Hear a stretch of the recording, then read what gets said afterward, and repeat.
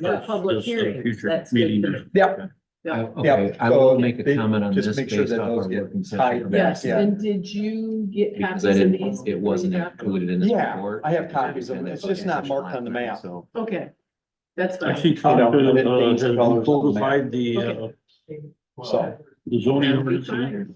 We haven't, good. that is a bonus. She just That's said right. I guess, I wouldn't read- told her that. I was all looking for all the ones that are underlined. underlined. I was like, oh, Put a new sure. section in. Because we're not underlined, we're not that important. So when I reference Yeah. four ten, it's really 4 9. yeah, that stuff's all getting moved around. Yeah. Well. Nice Who's to that? see you. We have an extra chair. Hey, Dave. Hey, No, I don't do that good. You're not gonna be her out there, are you? Yes, I am. Oh, No, I'm gonna be you. Oh. That's even worse. Look out. I don't know. I'm just gonna be. I didn't come into a dossier. Oh, that's because I have to prepare. I can't be spontaneous like you. Yeah, I'm pretty spontaneous. That could be reckless, so you gotta watch that. If I got it written down, it would be shorter. You're not gonna talk about all that, are you? Are we gonna have to set a timer for you, Beverly? We wanna be, we From my want, phone, so that we I wanna can- be out of here by 8:30 tonight. Did you see how long the agenda is? I did. Yeah. But, yeah, when you get my public one in Oh, here. You're not gonna get all wound up and hurt yourself. I already did. I'm trying. You're already to wound find up? mine Okay, calm down.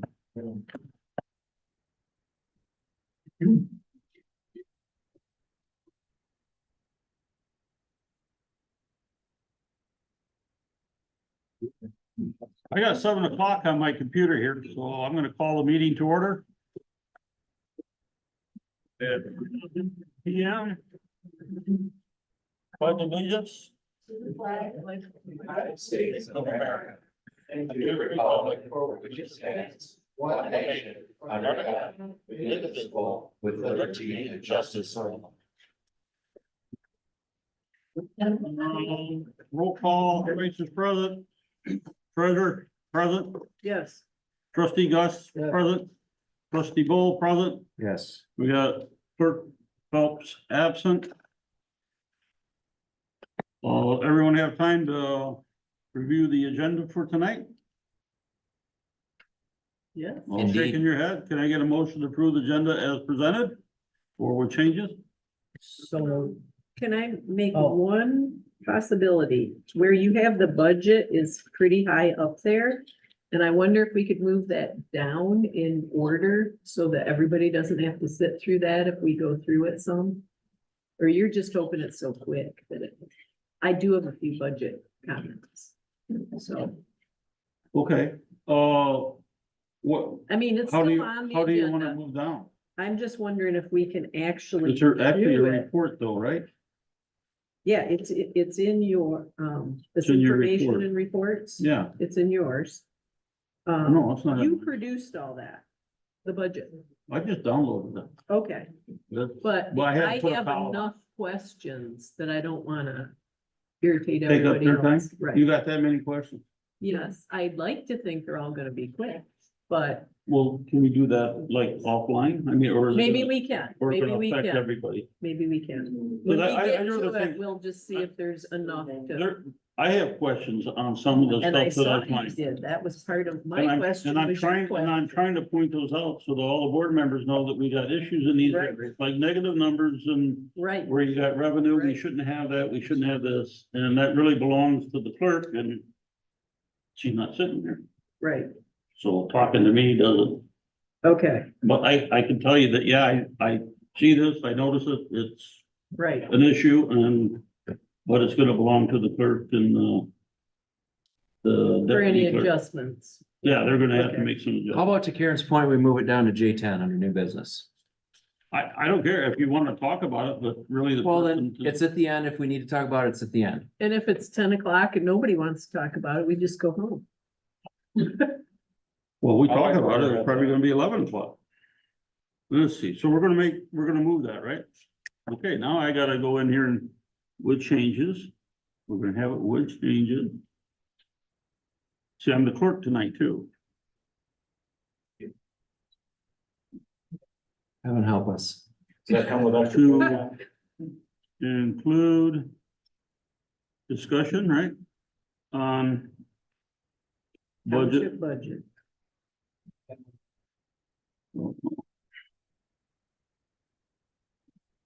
Presented in reports. How about that? Can I get someone to make a motion to do that? You did that, right? Yep. You I moved, to I approve the agenda moved that we with move it to changes. J ten. Move it to report to J10. Yep. I'll second. And I'm in. Okay, now I gotta say that, Aye. moved by that, second by Gary. Okay, all in favor, say aye. Aye. Nobody got any nays? Hearing none. Ayes carried.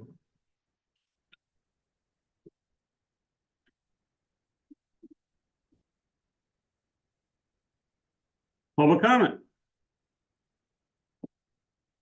Well, this would be where you get up and, Dave, you're first. Do I have to stand up then? I know, can everyone hear you? Not unless we can't hear you. Okay. If you talk loud, you I'll can sit. speak loudly. I just have a, Could you start with your name, please? yes, I was just gonna say, I'm Dave Reba. Okay. 207 52nd Street. And hello, everybody. I have just a comment regarding the solar farm initiative that's being proposed in Columbia Township. I just wanted to say that I don't want to see Columbia Township help carry the burden of the renewable energy build-out footprint to power urban areas. I personally do not want it in our community, and I would like the right to say no. However, if forced by state mandate, then so be it. And that's all I have to say. You're talking about the battery, storage Yeah, the facility, not farm solar, Battery, yeah, or solar or wind, right? Yeah, Three of them. yeah. Okay, I got it. yeah. That Any is other on our agenda tonight, so if you want to stick around for that. Any other comments? Yes, I have a, What's your name? Beverly Share, 52nd Street, Columbia Township. I have a comment on the Vesper Energy Project. I actually went to or attended the online training about the Public Act 234, which is that new law. And there are a lot of points that I feel like the board needs to know. So I'm asking that the board would consult with Catherine, who is an expert in this matter. Kaufman? Catherine Kaufman, yes, she was doing the training. Things such as decommissioning, it's ultimately going to fall to the township. As each year, it's reduced and reduced, and the township will end up with the decommissioning bill minus the salvage value. That's just a small point.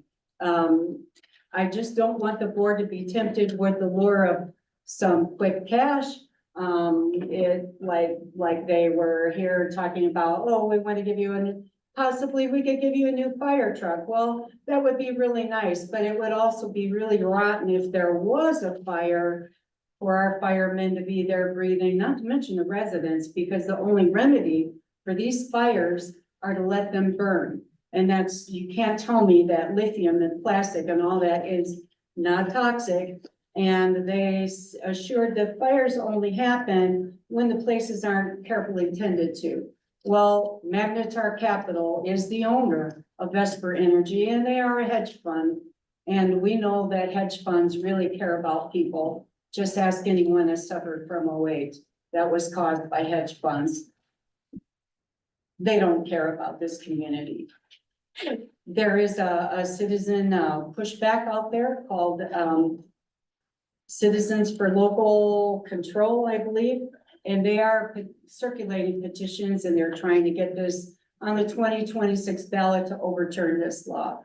My fear is that I believe it will get overturned, because I believe as people in the state learn more about this, they're going to say, hey, I know that we need some clean energy, but we don't need it to all be only in the rural areas. How about exploit some brownfields that are already terrible looking? They could serve a better purpose. Our community already has a purpose, and it's not to do this, to look everywhere. I had a trip recently where I had to drive through miles and miles and miles of a solar farm out in Indiana. And believe me, it is not something that's attractive at all. It's worse than I thought it would look. I'm just asking the board to make sure that you know what you're doing when you make your decisions on this, to look at all the angles. You may be forced to allow them, but you don't have to speedily welcome them with open arms and signal to other developers, hey, it's easy here. Go there and grab land like the marijuana producers did. I'm just asking for caution and to think of yourselves as, none of you live in the ag district, I know. But to think what it would be like if this were by you, by the lake area, the constant 60 decibel hum, for one thing. But just the fact that something could go wrong. And to not rely on Eagle, because we know Eagle is weak anyway. This property here contains a wetland, and so that's it. And I'm going to submit these comments and points to the board. You can look at them later. Any other public comment? Sure. Yep, well, you can stay down, you've got a bad knee. Just from the Board of Commissioners, I'd say I was awarded a citizen planner certificate from Michigan State Extension. And that's why I hadn't been here for the last month, it's because of the need. Of 2 months before that, the class was on Tuesday nights for 3 hours, so 6 weeks. So unfortunately, that was your time. I apologize for that. I have talked to Ken a couple of times. One of the other things we've just done is approved the prosecuting attorney is looking for an appellate attorney. All these cases that are going to trial right now, as soon as they're done with them and there's a judgment made against them, they are appealed. So we have to have, our attorneys now take the time to write these appeals that the state demands, and some of those are 20, 30 hours to do. And, they're taking away from the time that they need to be doing stuff within the counties to do these appeals. But that being said, attorneys are very hard to find right now. Costs a lot to go to school, and when they get out, the kind of pay that counties can pay them, they can go elsewhere and get more. So we're hoping to, that we can find somebody for that position. Our veteran service officer reported that number of veterans being serviced is really up in all areas of the county. So if you have any service, ex-servicemen that are women, please have them reach out to the guys and the girl, 2 guys and a girl now in Paw. They do a great job. Broadband study is done, and I'm happy to report that somebody's road is even getting there. So if you go out on the county site, there's a spot out there where you can put in your address and it'll tell you who your provider is. So if you're curious about that. IT replaced 50 computers with new devices, some older ones. It happens every year. We retired a K-9 deputy Kuno due to health and age. He'll be living with his handler, and thanks to Kuno for his service to the county. This Sunday at 2 o'clock will be the grand reopening of the museum in Hartford. Damage has been repaired to the tune of close to $1 million insurance funds. But if you're interested at 2 o'clock, come out there. We'd love to have you. And then also, last thing I have here is at the Michigan Association of Counties meeting in Lansing this last 2 months ago, 3 months ago now. I was a recipient of the county commission with the Advanced Certification Board, one of only 16 in the whole state. So that was pretty special to me. So that's all I have. Any questions? Okay. Thank you. Thanks, Kurt. Anyone else? Real quick, the road commission. We're really busy now. We are doing our own roadside mowing this year, bought 2 new mowers. For the price of, what it costs us to do contact mowing for a year. So we've got 4 mowers going. We actually started a month earlier than the contractor started last year. They're in Bloomingdale now, coming this way, so it should be. They told me not to promise this week, so I'm not gonna. But if not, it'll be early next week, unless, something drastic happens. Seal coat is also going. We've got 182 miles of road to seal coat this year in the county. So, other counties around us, Cass and Allegan are both doing under 50 miles a year, and we're doing 182, so. Lot to do there. Public information meeting is June 20th, that's this Thursday, one at 11 a.m. and another one at 6 p.m., both on the same day. For information about the renewal of the road millage. That's up, needs to be renewed. It's, 1 mil, but just under 1 mil because it's heavy. I can't tell you exactly what it is, 0.9 something. That's a millage that we've had since 1978. And that's the one that we passed around. You guys get 60,000 somewhere in there, plus or minus. Yep. Out of that. That meeting's at the Van Buren Conference Center in Lawrence. And then Antwerp Township has some property. And they're building a new staging area for the road commission to use. Right now, we use a pit and quarter that's on private property, and we don't have a lease or anything on it, and they offered to clear this area, build the fences, lighting, electric, no building, we won't have a building down there.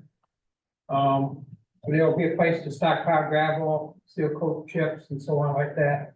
That's at no cost to us.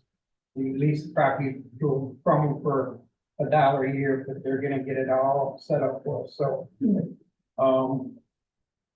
I think that's about it. Anybody wants, project updates, Van Buren County, bbcrc.org/project. You should be able to get updates on the mowing, the seal coating, and any other projects that are going on. Or call the road commission and they'll be happy to talk to you. Thank you. We're not in a report yet, even though we're doing them. I was gonna say, you were still in public comment, right? Yeah, that's still public comment, and then seemed like a couple of bills to me. That's all right. Speaking it past your Jim, just a reminder that we have, open hours on Tuesday in Breedsville at the old church. It's called the Resource Center now. Free food and clothing for anyone who needs, 12 to 3. And so that's every Tuesday. And so just as a reminder, so if anybody needs anything, they can find something there. And now I'm done being Pastor Jim.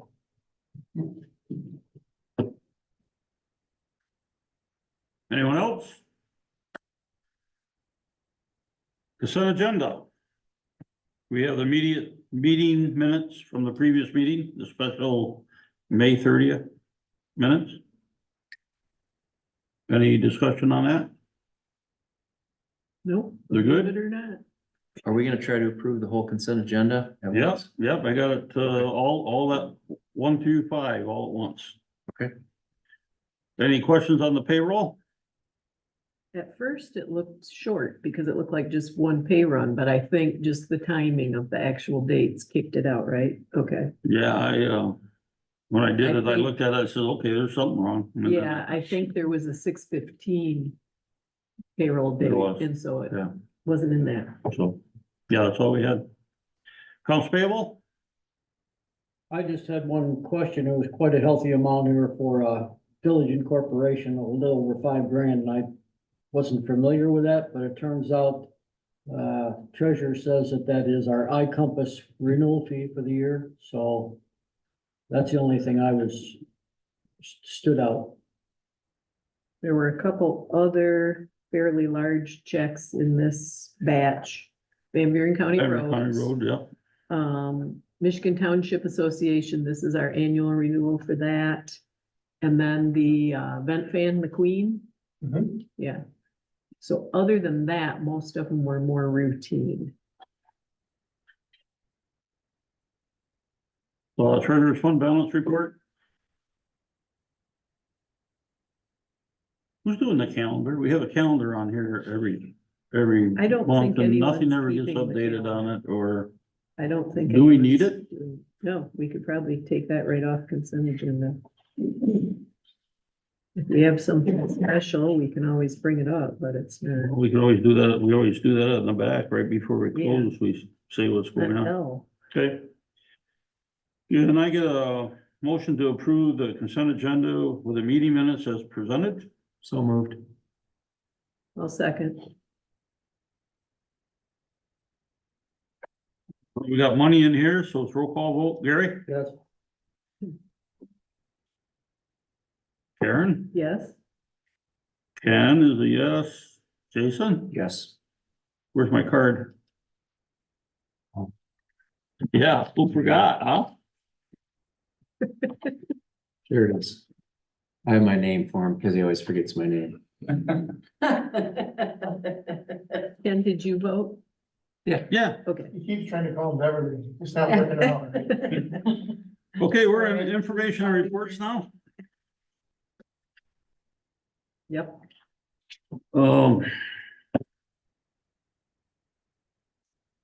Jeremy? David Hall, my name is Deputy Weekly, I'm standing in with Deputy Lads tonight. For the report from mid-May to mid-June, we had 64 calls in the township of Columbia. 18 of those were traffic stops, which was the majority of the 64. We had 5 animal problem calls, which was another majority of those. That number of suspicious calls throughout the area, just suspicious people, most of which we were not able to figure out who they were, disappeared before we showed up, that kind of thing. Had a number of calls. We assisted with Columbia Fire Department on medical calls and a couple fire calls as well. And that is most of what made up our calls throughout the month. And you can see there's some other ones buried in there, but that's at least the majority of calls. Is there any other questions? No, but I have a comment, so the board's aware and the general public, if interested, that, and I don't know if these are prank calls or if they're trying to stir the mud in the Saddle Lake subdivision, but we get complaints coming in here that there are campers and tents being erected and blocking different intersections out there in the private roads, and I've sent Jeremy out there. I've driven through there. I don't see any. So I don't know if people are just trying to stir the pot. And I've had no occurrence They're all out there, fires. no interactions with any Yeah, campers that are showing up out of nowhere, tents that are being erected. I've never seen anything like that. yeah, when I drove through it, there was nothing there, so, anyway, just so you know, the animosity is still running out there, I guess. Yeah. Thank you.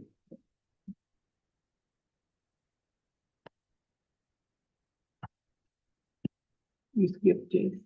Sorry, yeah. Emergency services? Hi there. You have the 4 reports from the county, there in front of you. Also, I sent you the email, I don't know, 2 or 3 weeks ago about all of the updated information for all of 2023 and 2024, so you had to compare.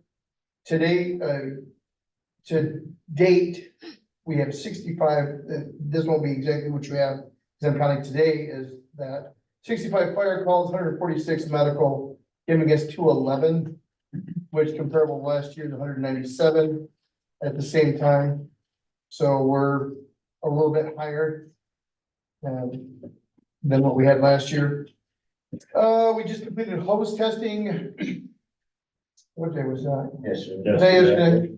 Hose testing yesterday. We've been out all night for the last 2 nights, so, whatever. Hose testing, we got that all of our hoses tested, and this is the first year in a long time. We've had no fails, which is good, but we still are short on hoses, so we'll need to be looking at that. I'll be starting a Monday minute with, on the Facebook page, on Facebook page, our Facebook page. I'd like to hit on heat emergencies right now, please, folks. If you're going to be outside, and that's fine if you want to be, make sure you have enough water and shade and a plan for when you get too warm. I myself don't stop, but I have my plan. I have 30 minutes out in the whatever. I might go 45 and then I come inside, sit in front of the van for 30 minutes. And I go back and forth that way. For those that have pets, make sure you're paying attention to that. The fuel depot at Station 1, we're just gonna put a 3-foot hose on it, and I'm gonna kitty jank, an adapter so that we can still, fill. So we'll comply with what they wanna have happen, and then I will just put a jankety hose out there to make the fill. Cause you can't stop me from having a funnel. I was gonna ask you if you ever got that, MCL from the buddy of yours that said that this is an exempt tank. I got all of the information and my buddy said, the stuff he sent me said, yes. But in that same graph, the powers that be were looking at the same exact information saying, well, no, you're not this one here that says 10 feet. You're this one here that says 150 feet, even though it's the exact same thing. Exact same thing. I said, wow, you have a stupid job. And he didn't appreciate that. And, you know, I speak truth. It may not be fun truth, but I'm like, if I had your job, I would find a new one. Because you've been doing this 16 years and this makes no sense, but I don't have time to be playing with this anymore. We gotta move on to something else. Okay, well, cause I never sent that drawing that I sent you, I never sent that to Joe. Yeah, Cause I was waiting to see what, you know, if you got that, if you Yeah. got that. And we don't have money to do anything about it anyway, so Okay, the well- cheapest, fastest way is just to do this, and if we wind up having to drive this, Bangor, the Bangor? best way it is. It's taking too much of my effort for a neighbor that is just not gonna change and be nice, Well, the other so thing, we'll that- just move on. the other thing, and I don't, maybe you're aware of what the complaint was. Joe never told me, he said there was a complaint. Well, maybe it had nothing to do with the tank. Maybe it had to do with trucks or noise or sirens or He doesn't whatever. like that we have to refuel. Okay, I mean, that's the long and short of it, doesn't like we have to refuel. We're talking Again, about the guy that lives north of Station 1 up there on 38. Yeah, he doesn't even like us sitting up there. no, why are you sitting here, you know? When we had the trash there, he was complaining that there was a trash bin there. I mean, it's unfortunate there are people, but that's the way it is. Moving on, I got other things to do. okay. So, that's my fix for that. I don't have Okay. time to play with that anymore. Sure. On a positive note, today I took, some, students with me to go get tested. It sounds so weird, I'm gonna test you. No, but 4 of them are now, EMRs and 2 of them are now EMTs. And so 6 more licensed individuals in the world as of today. So I'm pretty excited about that.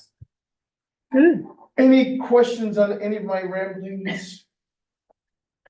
I will say that over the last couple of days, we've had some weather, some wind weather, and some of the trees have been damaged and we don't know it. Be very mindful of driving the back roads. Last night, there was a fatality. Someone died last night because a tree fell over at night. And the motorcyclist just drove through it. Did not react. There was no reaction time. I mean, by the time he saw it, it was too late to do anything. Had he had a helmet on, he probably would have survived. In Van Buren County? Right over there. Over here in the township, yeah.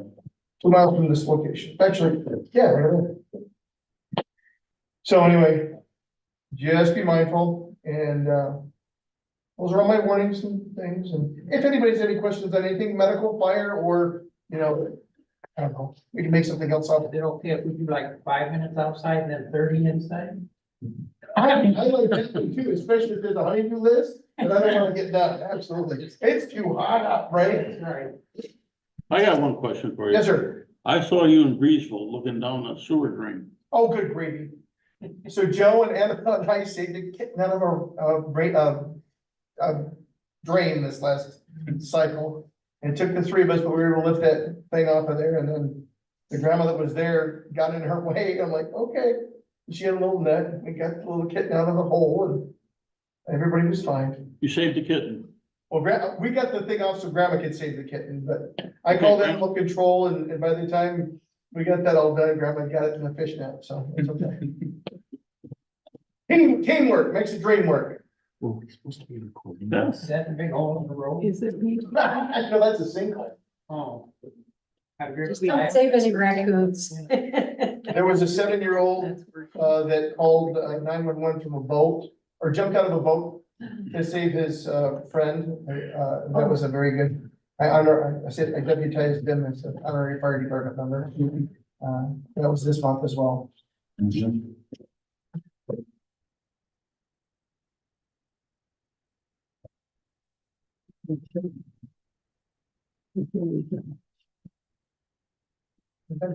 Yes, it's working. Okay. My face right. Emergency. I knew there was a reason that. No, a teenager went back out after the boat. So we had a 7-year-old that jumped out of the boat with his vest on, swam in to call 911. And then the teenager that was at the house swam back out to the boat and swam the boat in. Yeah, So as I arrived on scene, they were there, yeah. so. Any other reports? Yes. All right, well, good evening, everyone. John Pinkston with Life EMS. Obviously, I had sent this electronically, but just to kind of cover our report for May there. We did have 25 responses in Columbia Township with 18 transports for a conversion of 82% there, which is very good. We had no turnovers, 3 that were canceled prior to our arrival. Thanks to our good partners at Columbia Fire and Rescue. We had 10 Med 1 responses, 17 minute, 36-second average response time for that, 50% compliance for our standard of 15:59. Med 2s, we had 3 responses there, average response time 16:23, compliance 100% there. Med 3s, we had 9, 20 minutes, 35 seconds, and there was an 89% compliance there. You can see the individual breakdown of that, and any exemption notes on the following pages. The other report there that you'll find attached is just a annual call volume from May 31st of June 1st, 2023 to May 31st of 2024. So just kind of shows you the entire breakdown of all, to 245 responses again from the township by detail there. And then new to the document, see if we keep looking through, is the cardiac arrest CARES, we call it cardiac arrest registry for Michigan. So keep looking through the pages there, the board members will find that in there, and we'll just take you through that, because there's some very good information in that report. Which, by the way, I can feel free to send electronically. That is all de-identified and can be shared publicly with all municipal leaders in the county here. So I just want to talk about this a little bit. Did everybody find that in the report before I start going over it there? The one that looks like this. I handed it out to everybody. It should be. Oh. Yep, there we go.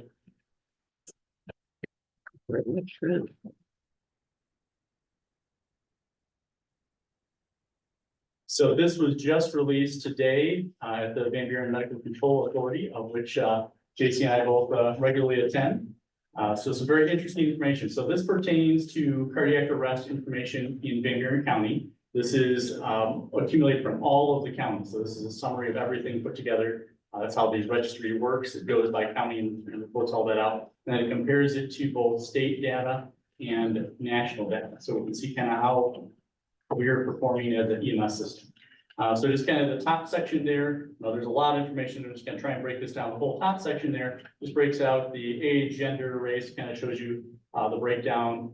This particular county happens to be obviously white as the primary race for folks here. And you can see the breakdown between the male and female genders there. Interesting side notes here, the location of the arrest. In the Van Buren County, we had 80.2% of all cardiac arrests, of which there were 91. This is 2023 data here that we just got. 80.2% occurred in the home. So a little bit higher percentage than we see Statewide, Michigan, 71.4% of arrests happen in the home, and nationally, 71.4%. So a little bit higher percentage of cardiac arrests in Van Buren County occur within the residence here. And then you can see the breakdown, 11% publicly, 14 versus 14.5% for Michigan, 18.2% for national. This is interesting information here, the arrest witnessed by. So we had 56% that were bystander witness arrests, and only 7% in Van Buren County that were witnessed by a 911 responder. Why that's significant is we've been working pretty diligently with EMS services across the county regarding a crashing patient protocol. So our goal has been to recognize impending cardiac arrest and hopefully intervene to prevent the cardiac arrest. So we believe this data kind of supports the fact that we've been successful in those educational efforts to really kind of highlight that with EMS providers across the county. Very simple things like people have hypertension going on, don't stand them up, right? Lay them down, their blood pressure up, keep them from going into arrest, and be very aggressive with airway treatment, be aggressive with fluid resuscitation before we move these patients out of the home. So typically over the years, EMS providers, we like to grab and run. The crashing patient protocol is like, hold on, these people are in impending arrest, don't run like you normally would. Sit, stay, fix them, stabilize them, then move them. That's kind of the goal of that. So we believe that number kind of speaks to that. And if you look at Michigan, on the average, they are witnessed by 911 responders 11%, and nationally 11.8%. So a reduction in that is good in that category.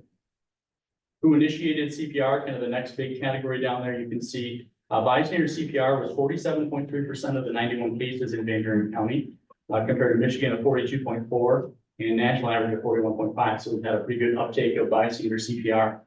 We believe that is in part due to Van Buren Central Dispatch doing TCPR.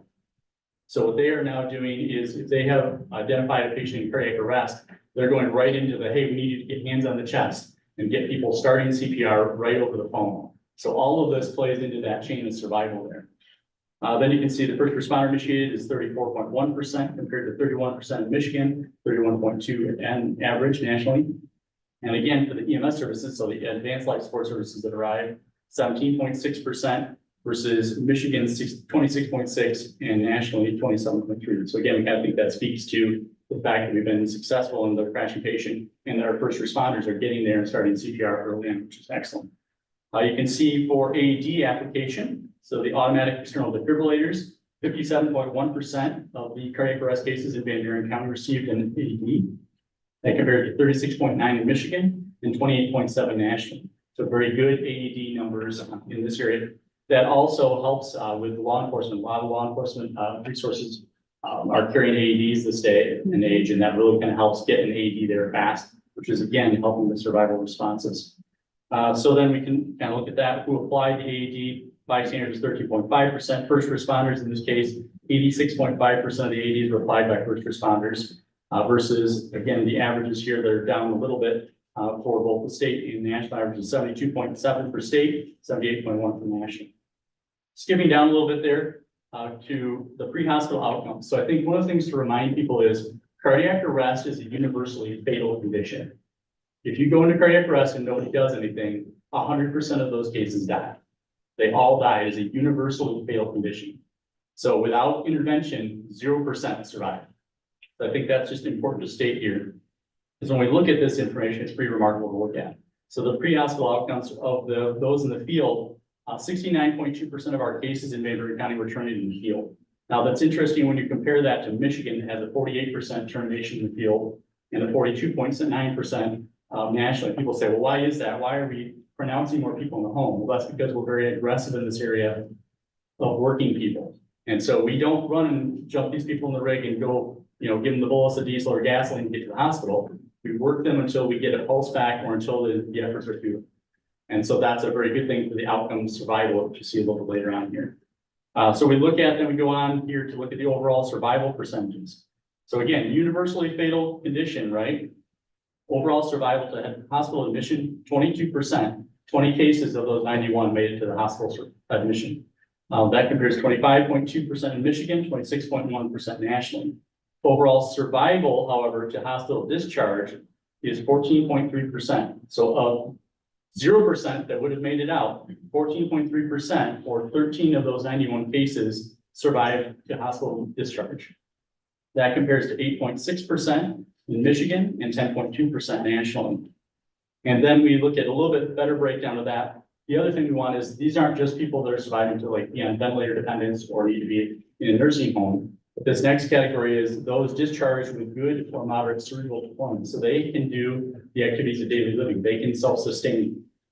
And we had in Van Buren County again, 12.1% of the cardiac arrests of the 91 cases survived with good or moderate cerebral performance. This is almost double the Michigan average of 6.7% and the national average of 8.1%. Wow, those are pretty good numbers. Pretty good numbers. Now, we're gonna do a little cherry picking here, okay? So then you see the last categories on this report are the UDOs of cherry picking. So these are the cardiac arrest patients that should have the highest potential for surviving cardiac arrest. So they're not asystolic, the classic flatline, but they have some electrical activity going in the heart that's disorganized. They're in a shockable rhythm. So this is a little bit of the cherry picking of that subset because those are the ones that should have the best chance of survival. Because typically they're a witness case. That's where most of those shockable rhythms come from. So in Van Buren County as a whole, we had a 25% survival rate for that particular category. In Michigan at 29.1% and nationally 32.8%. Then the Utstein, now we take it one step further. So now we take that cherry picking group and we're going to sub cherry pick it to people that got CPR and were in a shockable rhythm. So these are cardiac arrest patients, shockable rhythm with bystander CPR, 40% survival rate in Van Buren County. Again, universally fatal condition, 100% fatality, right? And so we had 40% that survived. And in Michigan, the average was 32.8% and nationally 36.2%. So very, very good performance for Van Buren County that we're very pleased with. The next page I think is particularly remarkable to see. And this speaks to a lot of changes that have occurred within the county.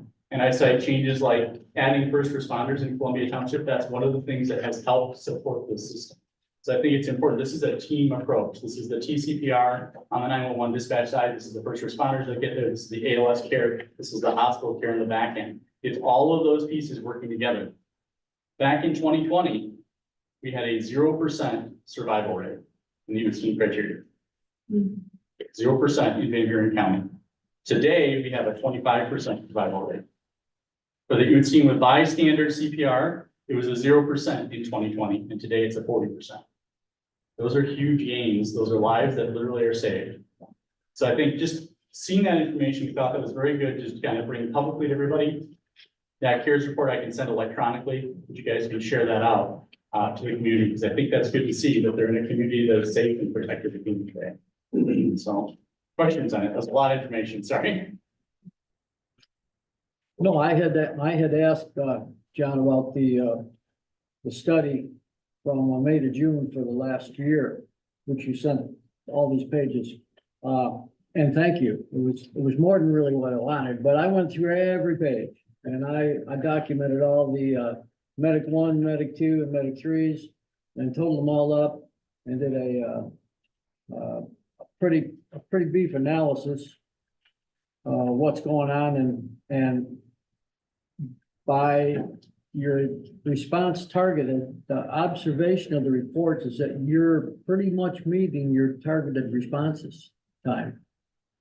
There's a few that are out of whack, of course, and those are sometimes weather related and sometimes you were called off or some other situation, but more times than not, you're pretty well on the money on them. So that's super. We thank you. Absolutely. Any questions for Michael? Any questions on the report? So basically what I heard you say is you like that we're helping. Absolutely, we already can. It's a good thing. All right. It is a good thing. And again, this is a team approach, right? The more hands we can get to help the community, the better off we all are collectively.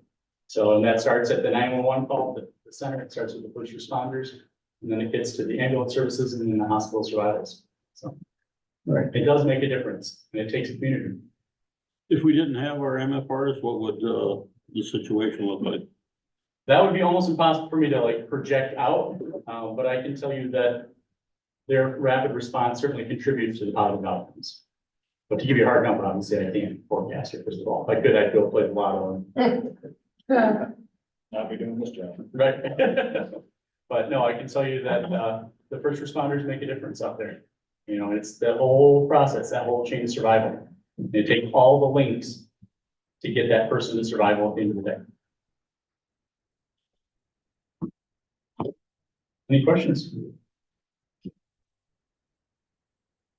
All right, Thank you, sir. have a good evening all. Be safe out there. We'll do you all as well. Thank you.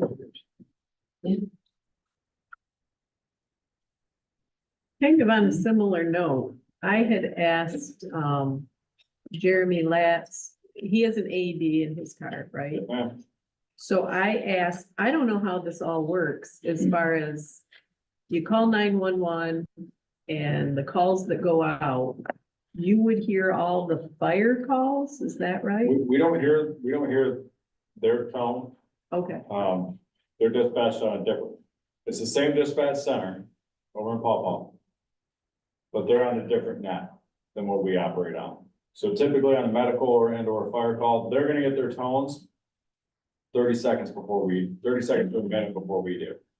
And then once we get tones, we're usually out the door behind. So if it's a priority one fire, like, you know, we got flames showing, smoke showing, buildings going up, we go. If it's a grass fire that's on the side of the road, they did put the cigarette butt out the window and you see a little bit of smoke. And we'll go, but we don't try and get involved with the fire department, play with their water and their hoses and let them do their job. We don't take away from that. So, but medicals will go and we'll assist them whatever way we can. If that means just carrying equipment around for them, moving stuff around, helping get in patient position if they're loaded up. And we do just the extra hands on the scene for them. Obviously traffic. Obviously traffic. Lots of stuff. Anyone else? Okay, we're gonna move on to H, emergency services. I'll try to read that as well, thanks. Karen, you got this one? I think I have. Sorry. Packet. Before you do that, we've been jumping around a little bit, so I've been trying to catch up here. I would like to add a brief comment to my trustee report, if I could, Ken. Sure. For G10.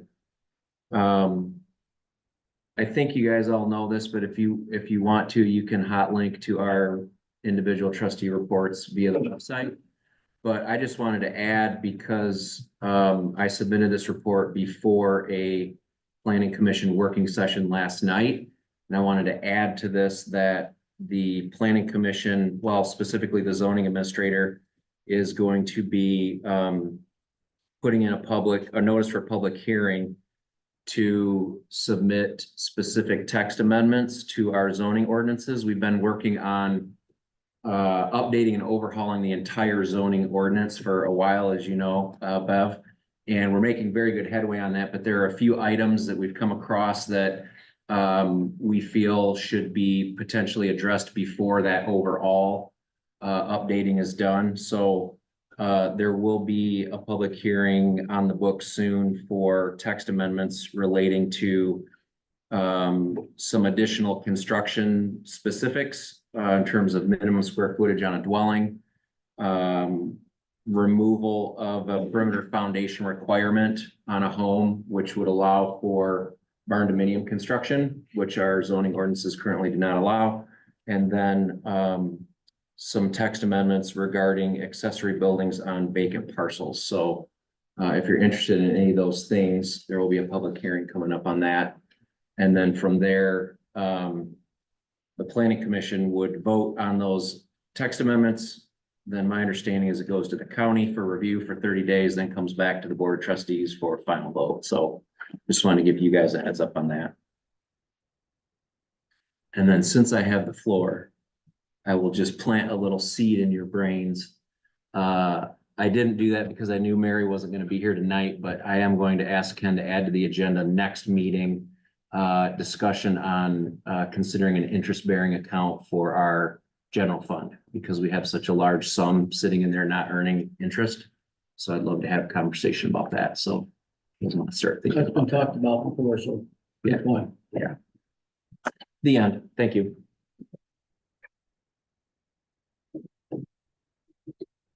Okay, moving on to H, emergency services. Okay, I see the way you have the motion worded and the full-time, daytime recap that was in here. We were careful to not call this a contract. Okay, And so the word agreement typically means contract, so I want to make sure that this document was meant to help those present and to convey it to those that were not. It's not a contract. And we made it clear, to JC and Jeremy that just two of us have no authority to do anything. So it was a good conversation, I thought, and it clarified some of the terminology that had been confused in the prior contract. So I think it was helpful. JC got a copy of it, you got a copy. Do you feel like it fairly represented our meeting, or are there things that we still need to clarify? It said something about, nullified. What did I nullify from Dave? Primarily the snowplow. Oh, okay. I think 'cause when I see that, I'm like, I don't remember. Yeah, they were, in fact, I think the plow was ordered and everything. Yeah. And then Yeah. that backtrack, Okay, but that had alright. been identified as one of the offsets for the budget, because the budget was increasing from like 22,000 to 45, and so there were gonna be offsets. One of them, I think, got taken down before you were there.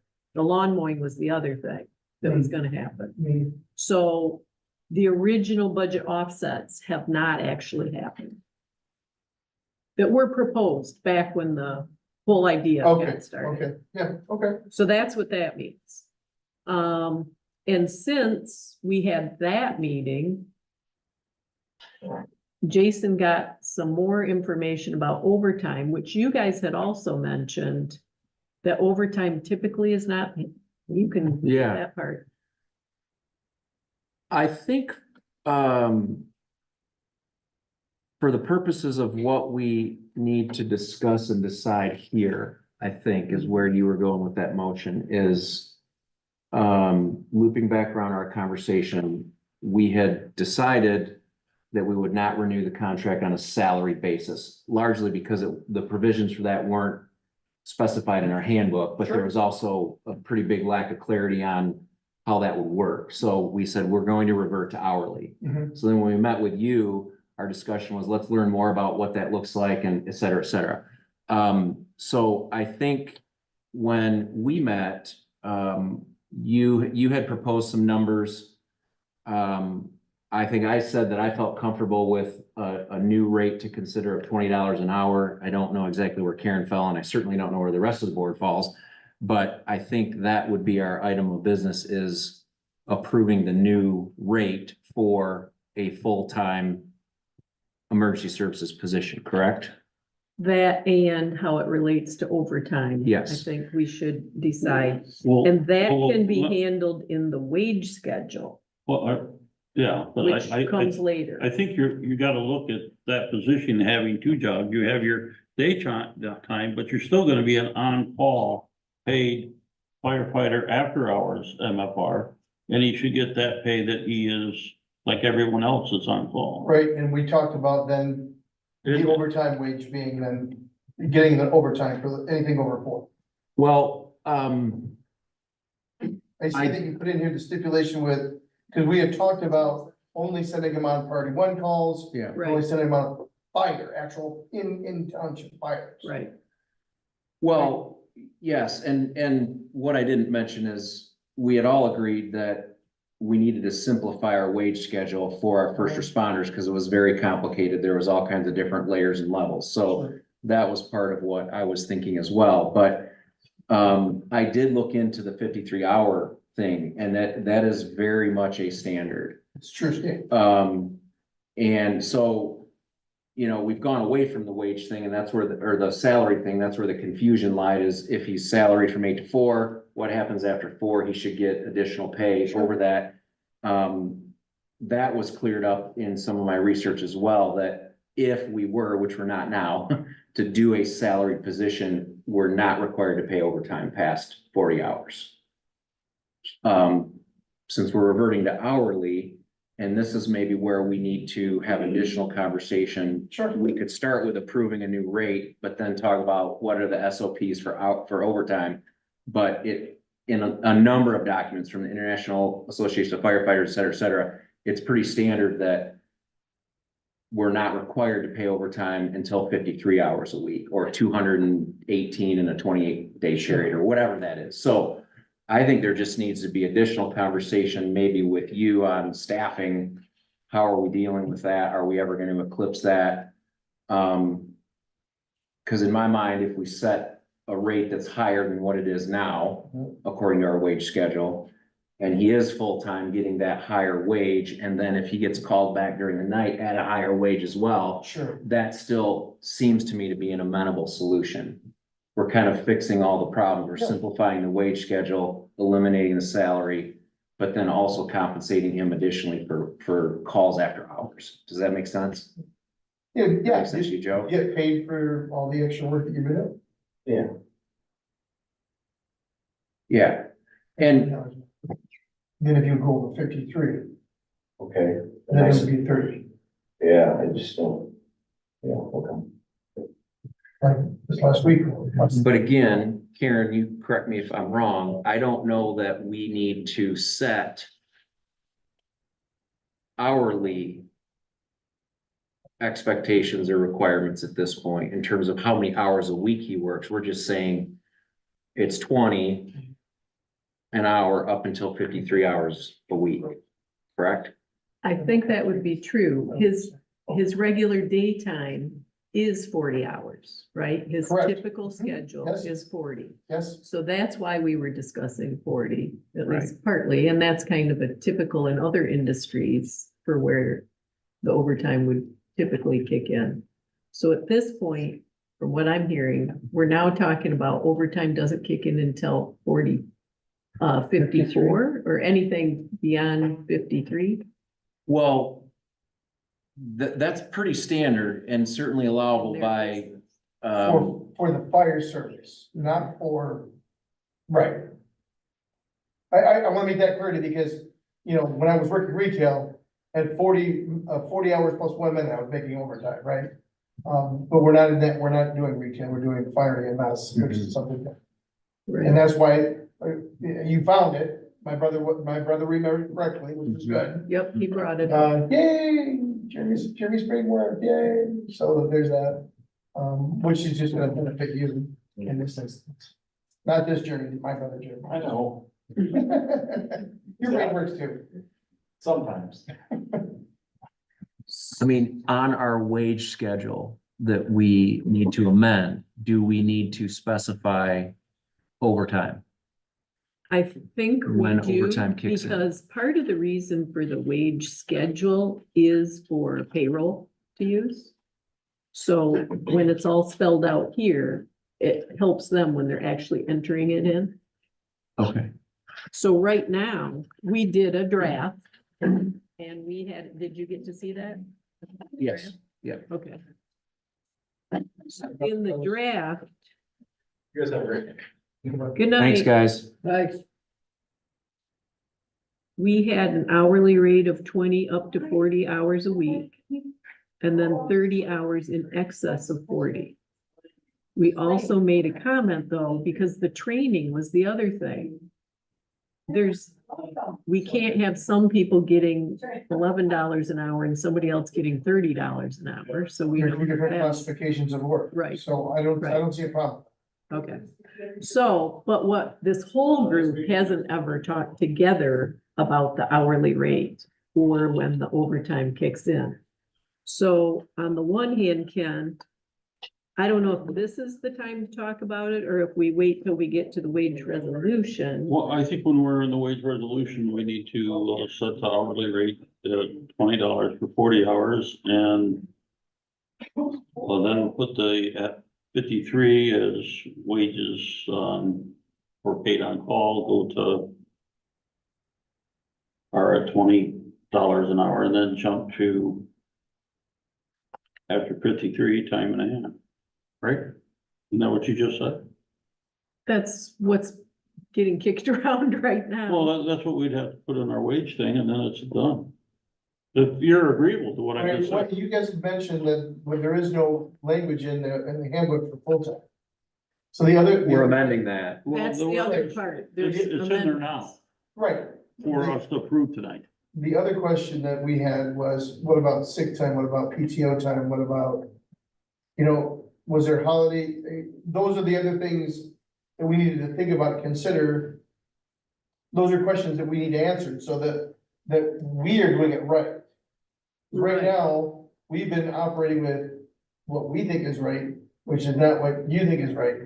So we'd like to Exactly, be that right with is- what you're thinking. Right, we are trying to make sure everybody's on the same page, for sure. Bearing in mind that Monday through Friday, I mean, I work Monday through Friday. When I'm in school, I work Monday through Friday. I have the weekends off, but that makes it hard to do, doctor's appointments and other things. So what are we thinking about as we're talking about here? Are we talking for sick, if he's sick for, he's a young man, probably won't be sick now, but he gets to be a few years older and he's sick all the time. I'm sick all the time. We're not And planning I- ahead for old man at this point. Well, I'm just saying, they pick up a disease as they're working, right? I'm just saying, what are we going to put in together those layers in there, because on the old system of doing things, there were days that were promised, right? 5 days, was it 5 days? I don't remember. It was 10 PTO days. 10, they covered sickness as well. It was Right. 5 vacation, then 5 sick, and then we just decided to do PTO instead of just having 10. But I don't know who promised those. It would be the previous administration. That's what I'm trying to say, is it goes back to the I don't cares. We just need to fix it. Right, I don't care why it was that way, but now we have to find the new way forward. right. I can't speak for everybody else, but what I said when we were together is when the rate of 20 per hour came up, Mhm. I said I could only go along with that if there were no PTO holidays, things like that. If that's a steady rate, that's the rate. I thought that was at the high end of where I would have gone. You Well- haven't even said anything yet.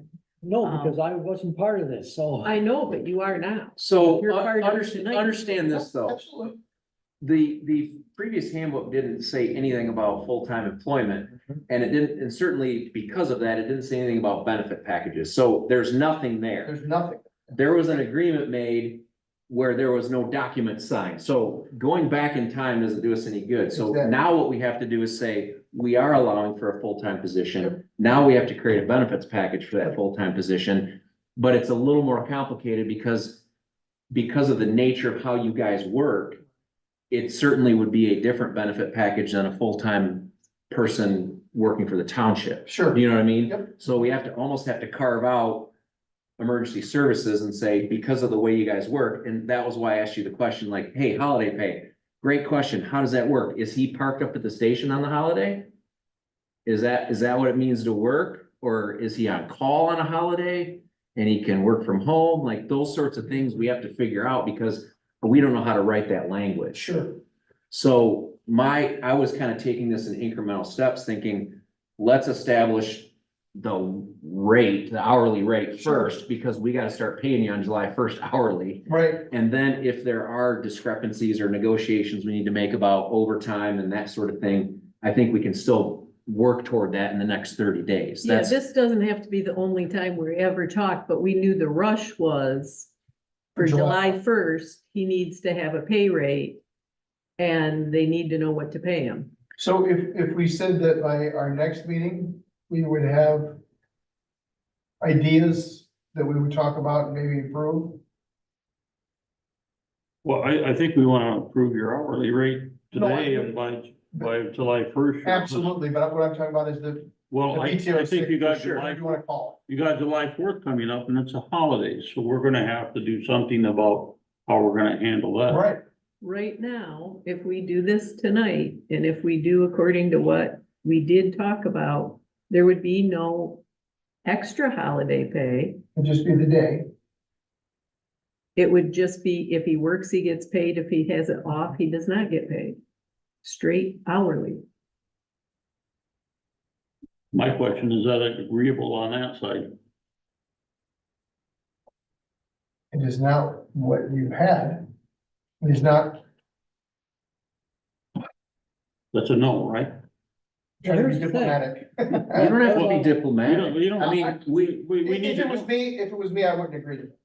Okay. If it was me that was, if I was gonna go for that, I wouldn't agree to that. should we This is just Joe, hash this you out right agree now? that you disagree with that? You agree with my statement? You agree with this, great, okay, that's what Well, we need. but the other part of it is, we do our job so that we're protecting people. And we are, I mean, Joe's not doing this out of the goodness of his heart. Joe's doing this as a job, right? When I was doing EMS, my boss would say, well, you're doing it because you should just take the hit. I'm like, I'm doing this to put food on the table for my family. Yeah. And so regardless of what goes on, we have to establish what we're doing. And the step one that has to happen tonight that everybody's already identified is we need to set the wage so that July 1 we keep rolling. But the benefits, and that's what scares people is the benefits package. We're not talking about a lot of benefit here. We're talking at most. What are you, $20, 20 times, what's 20 times? 20 times 4. 2 times 4 is 800, right? Roughly speaking. So we're talking about $800 is what we're talking about. Talking Okay, about from what, 1,280, because you're gonna have the 4th of July, you're gonna have Labor Day, you're gonna have Christmas before and after, you're gonna have January before and after. But Ken, If what we're you're talking- doing right now Hold is on. dictating what the holidays are. Do you, if we had to choose I one think thing, the same in the PTO handbook, right? or holiday, No, they're which would be more listen, important to you? listen, if you're gonna have, Hold on, Okay. can we hear what they're saying so we can Yep. factor this into our conversation? I mean, that's, for me, as an old guy, PTO would be more important than holiday thinking. Yeah, But that's just me being an old guy. You're a young guy. yeah. That's something I gotta think about. Okay, fair enough. this is my comment from what I'm hearing so far. And from, I guess, what you guys talked about. I wasn't there, so all I'm doing is relying on what these guys are saying now. Well, they.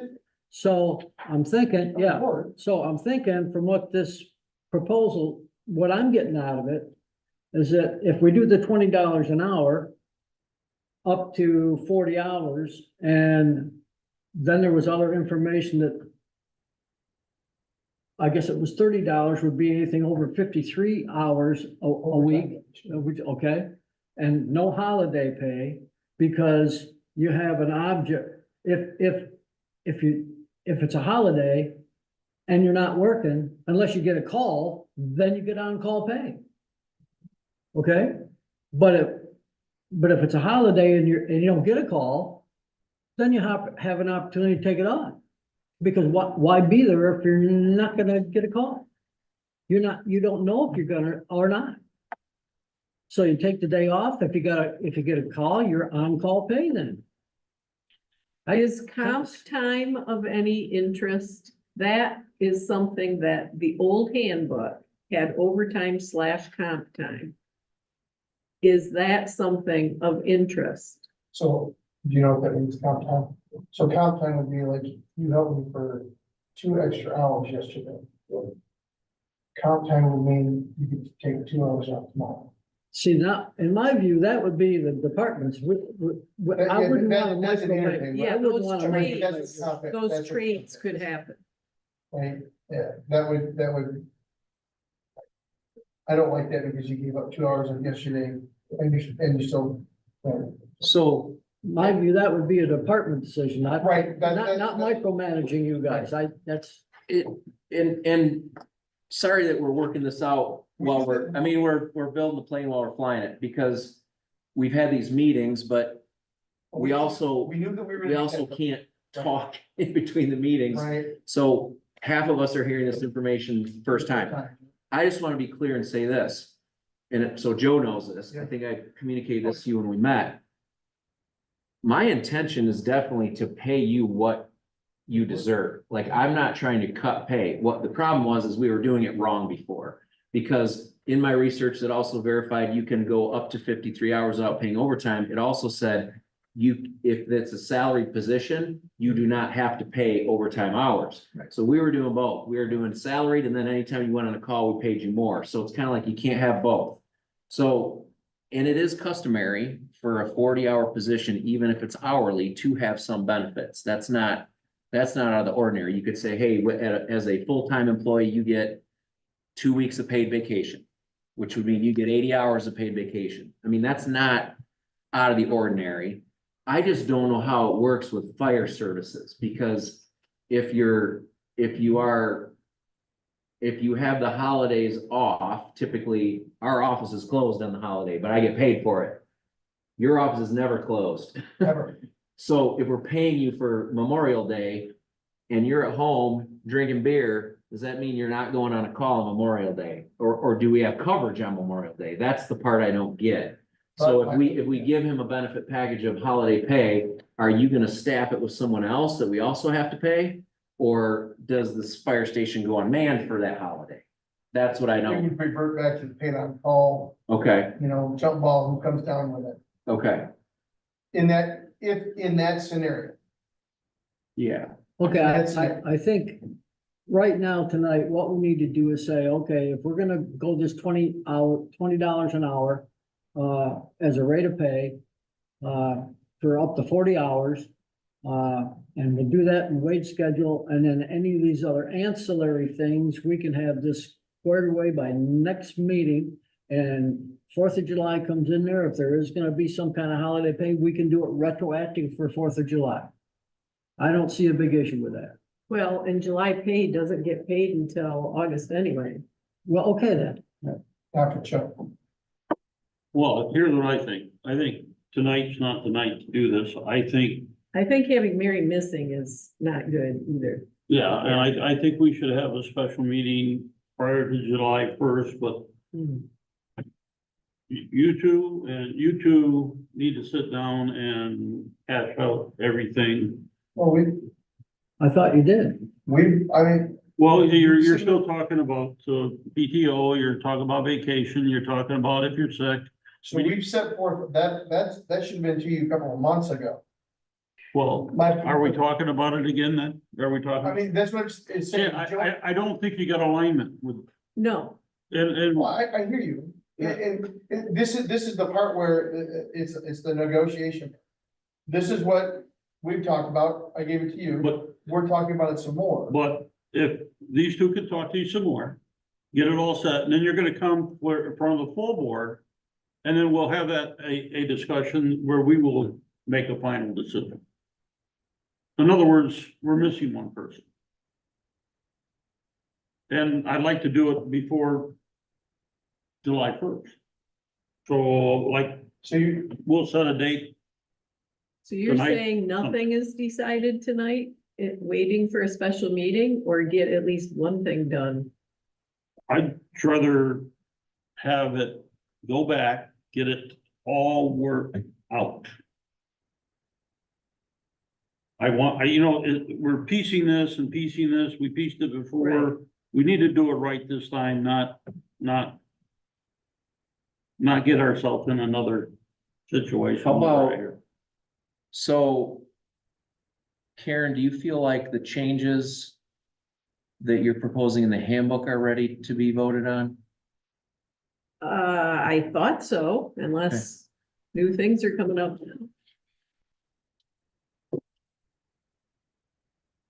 But if you end up giving PTO and that, wouldn't we have to do more changes? Then- I guess what I would propose is that Karen and I, what this is lacking, I mean, this is a good summation of that's what the we did. minutes of what we did. But it's not an official employment Right. agreement, like, hey, Joe, here's what we're offering you, blah, blah, blah, blah, blah, blah, blah, blah, blah. And we weren't supposed to do that. Right, we were just supposed to talk. But I think that's what they're needing to move forward, and clearly that's what we need to vote on, so. I don't know the correct order, but I'm willing to work with you to draft that this week. send it your way. If you say, yeah, that looks good, then it could come back to us to vote on. I can tell you, I'm gonna have a time crunch because everything I've had supposed to do for church, I have pushed out of the way Okay. for this. So I'll write it is it up. gonna get, Well, and you still have the tax stuff to do, or did you get that done for the I county? got it to the printer. Okay. Thank goodness.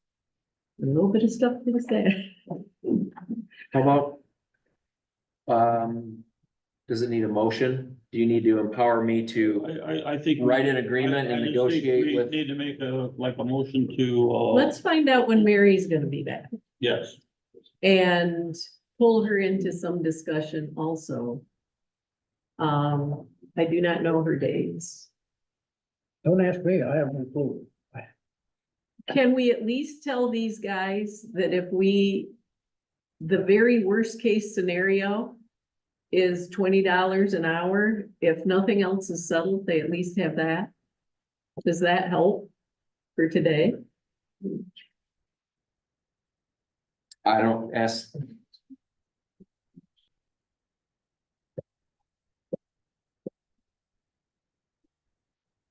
They're asking you a question, by the way. I was listening to them both. They asked you, is $20 with the 30-hour overtime at 53, is that sufficient to get started tonight? So then we can decide the next week for the next month with the retroactive. It's the 4th of July, then is that all to start with?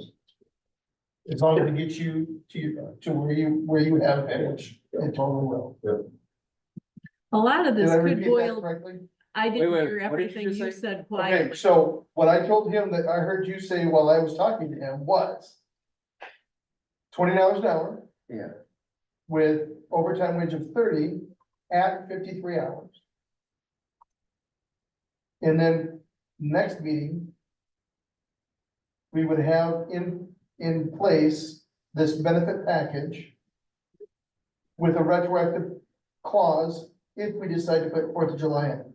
Well, it's not paid till, well, yeah. I understand. Yeah, that's fine. Technically, we're not allowed to do a back pay.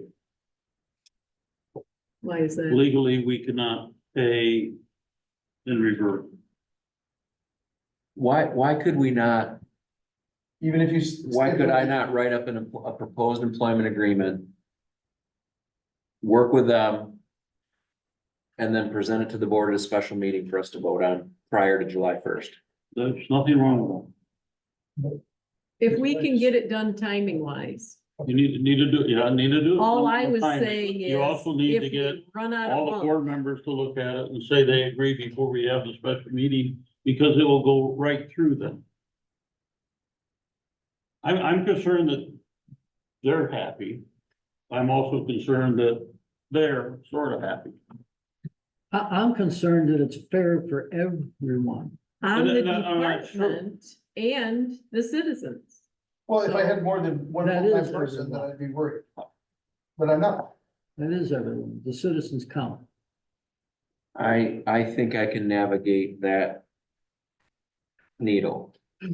I'm confident I can navigate that needle. Well, I mean, we've already done that just in the sense of saying a salaried position and then also paying overtime doesn't work. That doesn't make sense. So we've got rid of that. That benefits the citizens. Now we just have to make sure we have the correct pay Okay, structure I that is think- fair. I mean, I think we kicked this dead horse enough, and you go ahead and do that and give it to them, and we'll review it and we'll get it done. I think Jason absolutely needs to talk to Mary before, well, it would, yeah. this is before not. it comes back. This would not be a final deal. This is just trying to work with them to create what we think is an acceptable benefit package for a full-time employee in our township in emergency services. It would certainly have to come back to the board for Sure. Right. approval. Sure. And my proposal is we do that at a special meeting when Mary's back, so she can have a voice.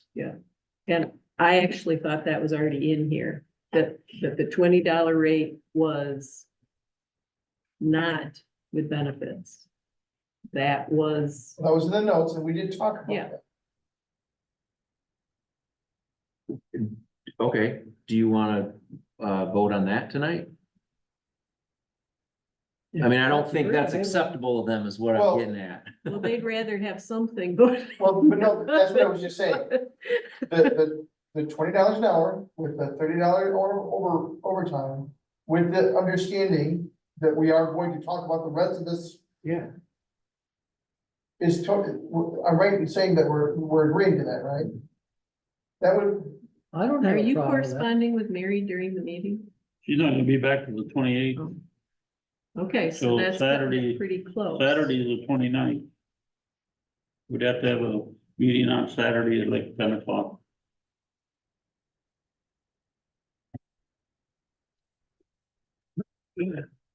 Boy, that makes it exciting, doesn't it?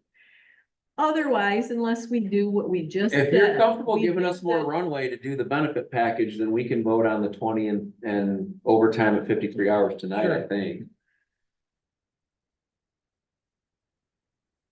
I mean, he's paid through the end of the month Right, with his right. previous contract anyway, Right. so it's not like Right. we have to figure out his rate today, but Okay, Joe, is so. that acceptable? Yeah, that pays acceptable. Okay, So it's 20 hours up to 40 hours and then 30 per hour in excess of 53. right. But that doesn't take effect to July 1st, so all that other stuff we still have to do before July 1st. Why would we do it tonight? To get something started. You got it started. They already agreed to that. That's cast in concrete just by their word. It was not cast in concrete, and this is part of what happened with the last agreement, was right. you and Christie met with Dave, and it was never clarified, and nobody knew what the real rules were. At least. So we- tonight, we're actually voting on something specific, so everybody here is on the same page. Everybody also knows this is not gonna be the last conversation, but at least something is decided tonight. Joe knows before he starts July. So what's the motion? Do you wanna make a motion, Jason, sorry. did you wanna make a motion to, Well, we had,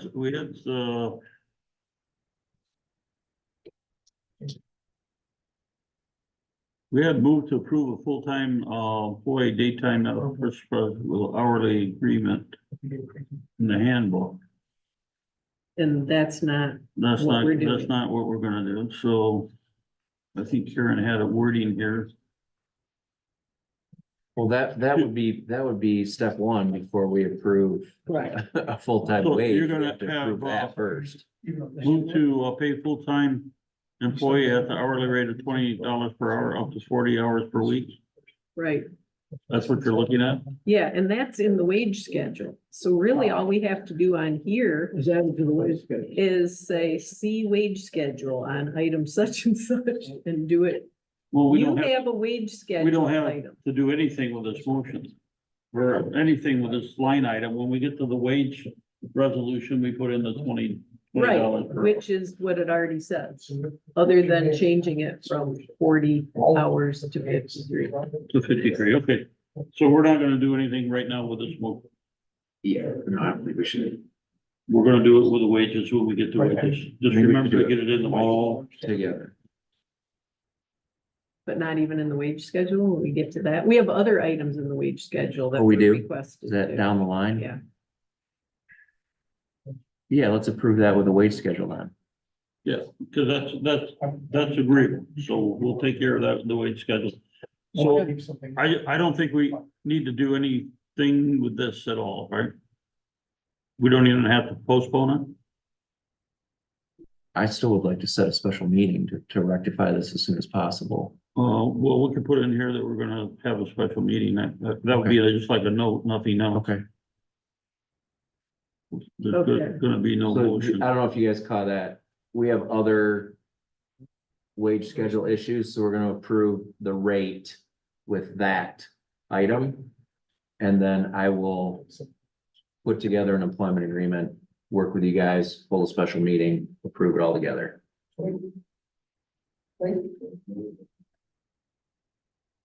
It's gonna be on Saturday. At, Saturday, June 29 at 10. Yeah. 10 o'clock? Yeah. Where to be open on. 29. Right. You said June That's all we have to say on that, so let's go to unfinished business.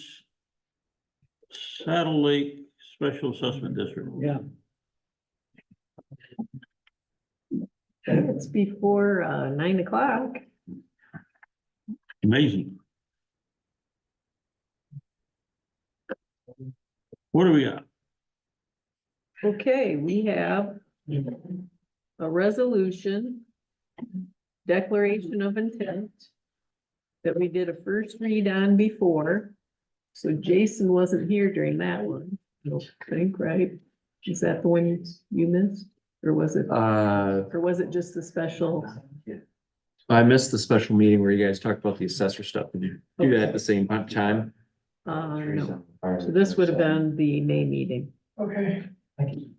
We'll get tomorrow. I was here for the May meeting. Okay, so then you've probably seen this resolution of intent before. Yep. Okay. Oh, okay. So this time we filled in a couple of blanks that we didn't know yet. And now we have received petitions and been able to certify 61% of land area. See that? So let's see, what else did we have to decide? I assume that public hearing would be held at our next regular meeting, but we had pre-written in 6 PM because apparently that's what we did for North Lake. So that just means we're meeting an hour early for that, or is that a need to be corrected? And that's the question. We need to fill in the blanks is all on this resolution of intent. So let's see, our July meeting scheduled for July 16th. Could I propose 6:30? For a public hearing? Yeah. Or do you want to do it during the Well, meeting? if you have it later, more people can come if they're working or whatever. Is that what your thought process? Well, I was actually thinking we take care of that and then everybody can leave if they don't want to stick around for the meeting, just so they're not sitting here the whole meeting, but Oh, I follow you, okay. unless we put it up at the front of the agenda. Do you want to do it on a Saturday where you got the lake people can come in and, That's, I mean, you're shaking your head. I wouldn't know why you would do that. You're Then not it would gonna be a- attract any additional lake people on the summer on Saturday. Yeah, and they want to play, right? Okay, Unless you could plan it on a Saturday that's raining. yeah, yeah. And rain coming. I just don't see that. Okay, so what did you, our next, So our typical board meeting would fall 16th, on July July 16th. 16th. And the reason we had 6 was just from going on before, and sometimes you do have a few vocal people that come that need Okay. to sound off. I haven't heard any objections. She looking at you, are you vocal? No, well, he's vocal in favor. Oh, It does not matter to me. If we need time, let's do it at 6. If If 6 it's- work, then if not, then we can maybe have a little break before 6 Yeah, o'clock. let's do 6. You make coffee, I'll bring cookies. There you go. So Ken, you have any comments? July 16? no, I have no problem doing that. I still have a question on the estimated cost. Did we get a 10-year estimate from, We have, I believe, a 5-year estimate. 5-year. can you get a 10-year from them? What's that? Can you get a 10-year from them? I will get a 10-year if you want 10. I saw a years. 10-year somewhere. Yeah, there was a So 10 we- year. Well, the And costs You- were, They did it for, whatever other lake we had. They gave us a 10-year. It's just an estimate. mhm. And it's, we're going out 10 years. We're supposed to have an estimate from vendors. That's a 10-year. That's a beautiful thing. I don't have a problem with that at all. you did It's just, it. we're supposed to have backup. We're supposed to have an estimate. So you want, from you vendors. want 2, is Huh? what you want. Pardon? So we gave the, Excel file was the 10-year, that's what you're Yeah, showing. that's a good document. So I, that was a 10-year. and But if you could get if you want them, something written, For like PLL. the Word document that I submitted was through 2028. And if you want them to extrapolate it for 10 years, 10 years, I'll have them do that. and then they can look at your projections, and if they agree with that, that would be perfect. Well, what is this document that we have here that says it's from 24, 25 all the way out to 2033, That's a 34? cost That's a estimate cost- based That's a on cost a estimate 5-year based plan. on the Okay. PLM 5 years Yeah, and Okay. with increases. Right. they'll give you a 10-year, I'm sure they So will. it's Yep. best So guess. if you want that, I will call and Andy, get yeah, that Andy, set up yeah. and get that taken care of and hopefully have it. I mean, by that's the only beginning of thing I next week. see here that's, needs to be done. Okay, All right. And in this, resolution, we had. Did you South- take this to the attorney? Yeah, I You're sent good. it to Okay, her, good. yeah. And it started with attorney work to begin with, Yes, you know. yeah, So in the old resolution, we still had South Haven Tribune. But now we've done resolution 07. So now we're using the reminder. I just want to clarify that for where we're putting the. right. And I gotta say, so the planning commission has been putting everything in the Tribune. Right. I don't know So what, which one are you using and who's gonna be sending it? Because it should be sent out this week. it so should be that it's- sent it's- tomorrow. Tomorrow. Yeah, right, this week. Yep. Uh, So that's why I want to clarify, because I'm gonna work with Mary to make sure that happens. now, why couldn't you do it in the reminder for cost savings, but just put a short blurb in the South Haven Tribune saying that it's at our office, it's on our website? That's there's a- what I think makes the there's a most cot- sense. that makes the most sense. And Because serves then you're the most. you're covered both So ways. I would say publishing it, I would actually put it in here that it's published in the South Haven Tribune and Reminder. Well,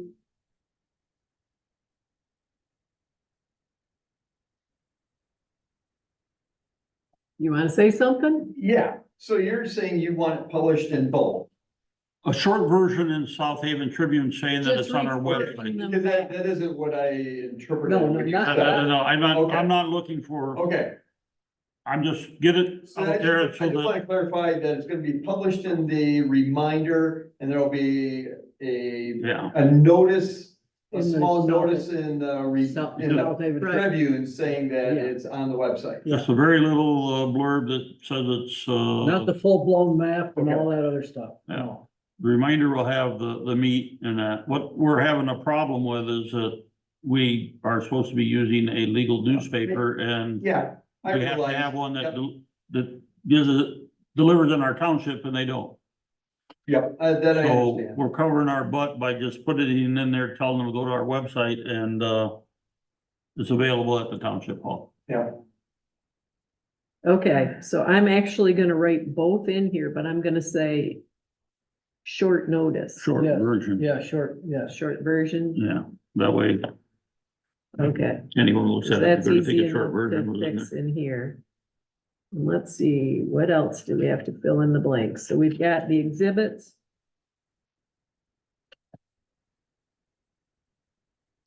And so the notice that gets mailed to everybody is what we're calling Exhibit B in our resolution, but we take off the Exhibit B name.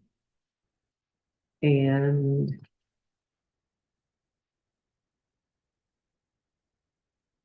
it says the date again. I don't know why, but it does. So what was that, July 16? Mhm.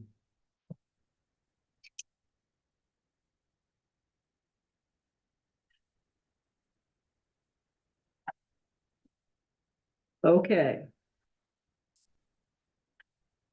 And I have a question for you, Ken, because I gave you a pack of all this stuff.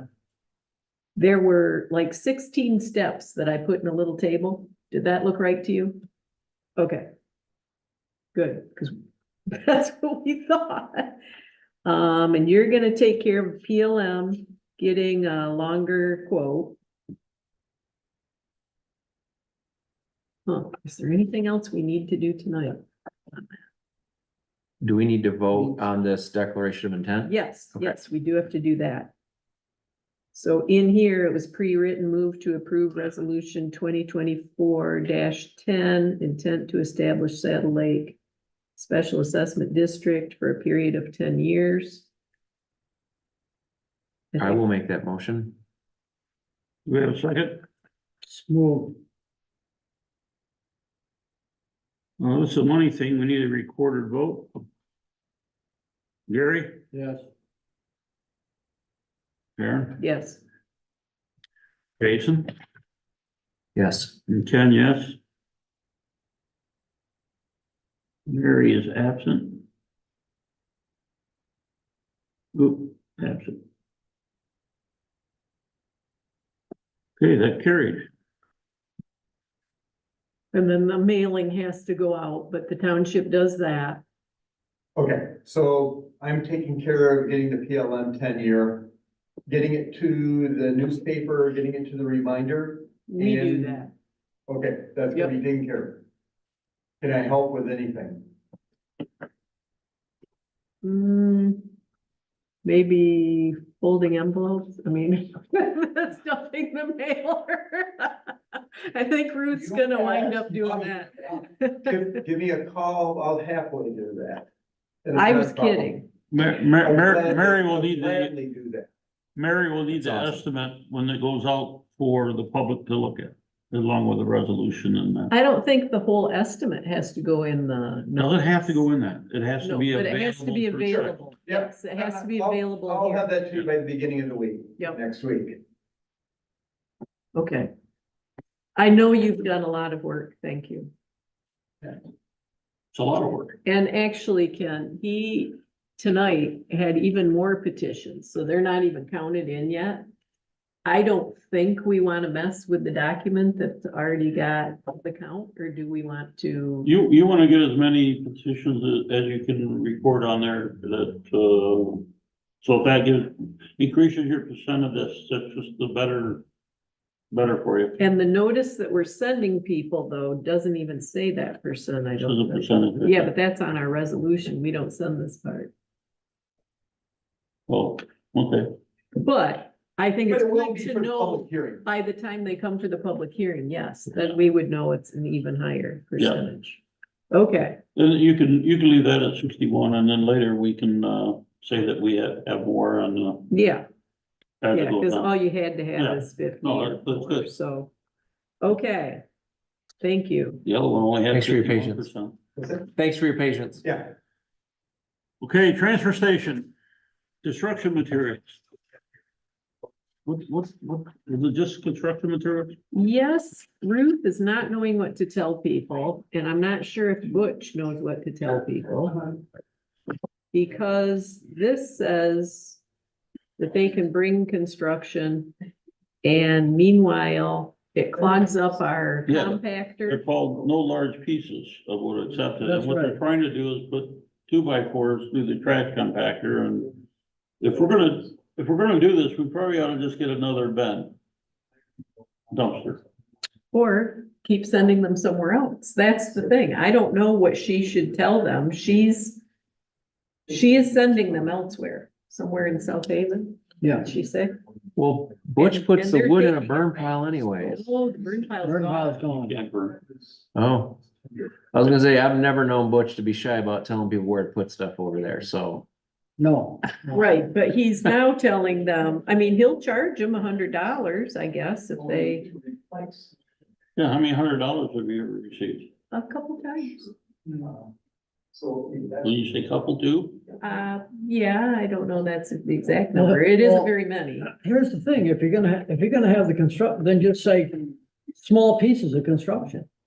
Well, that's what it That's says. what it already says, is no large pieces. Oh, well. Of wood except. Yeah, Okay. So is a two What's by, large? is a 2x4 8 foot large? yeah, they'll plug up the, take up all What's a the. 2x4 for? Is that small? Well, it all depends on the length, Gary. I just said a 2x4, 4.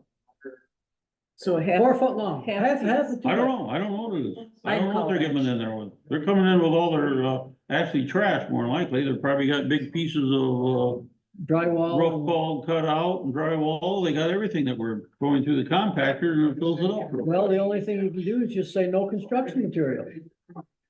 It's real simple. No construction material. Yeah, Send them to South Haven. Especially if you only get a couple $100 a year.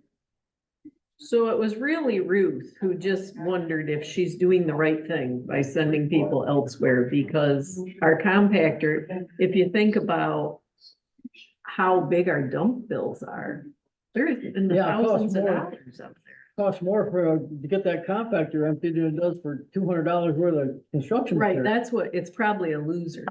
That's why, it's a loser. yeah. If we could have burned it, then it wasn't, but now we're not burning. Yeah, until you had the fire, then Why are we not burning? There's no water, EPA. there's no water there.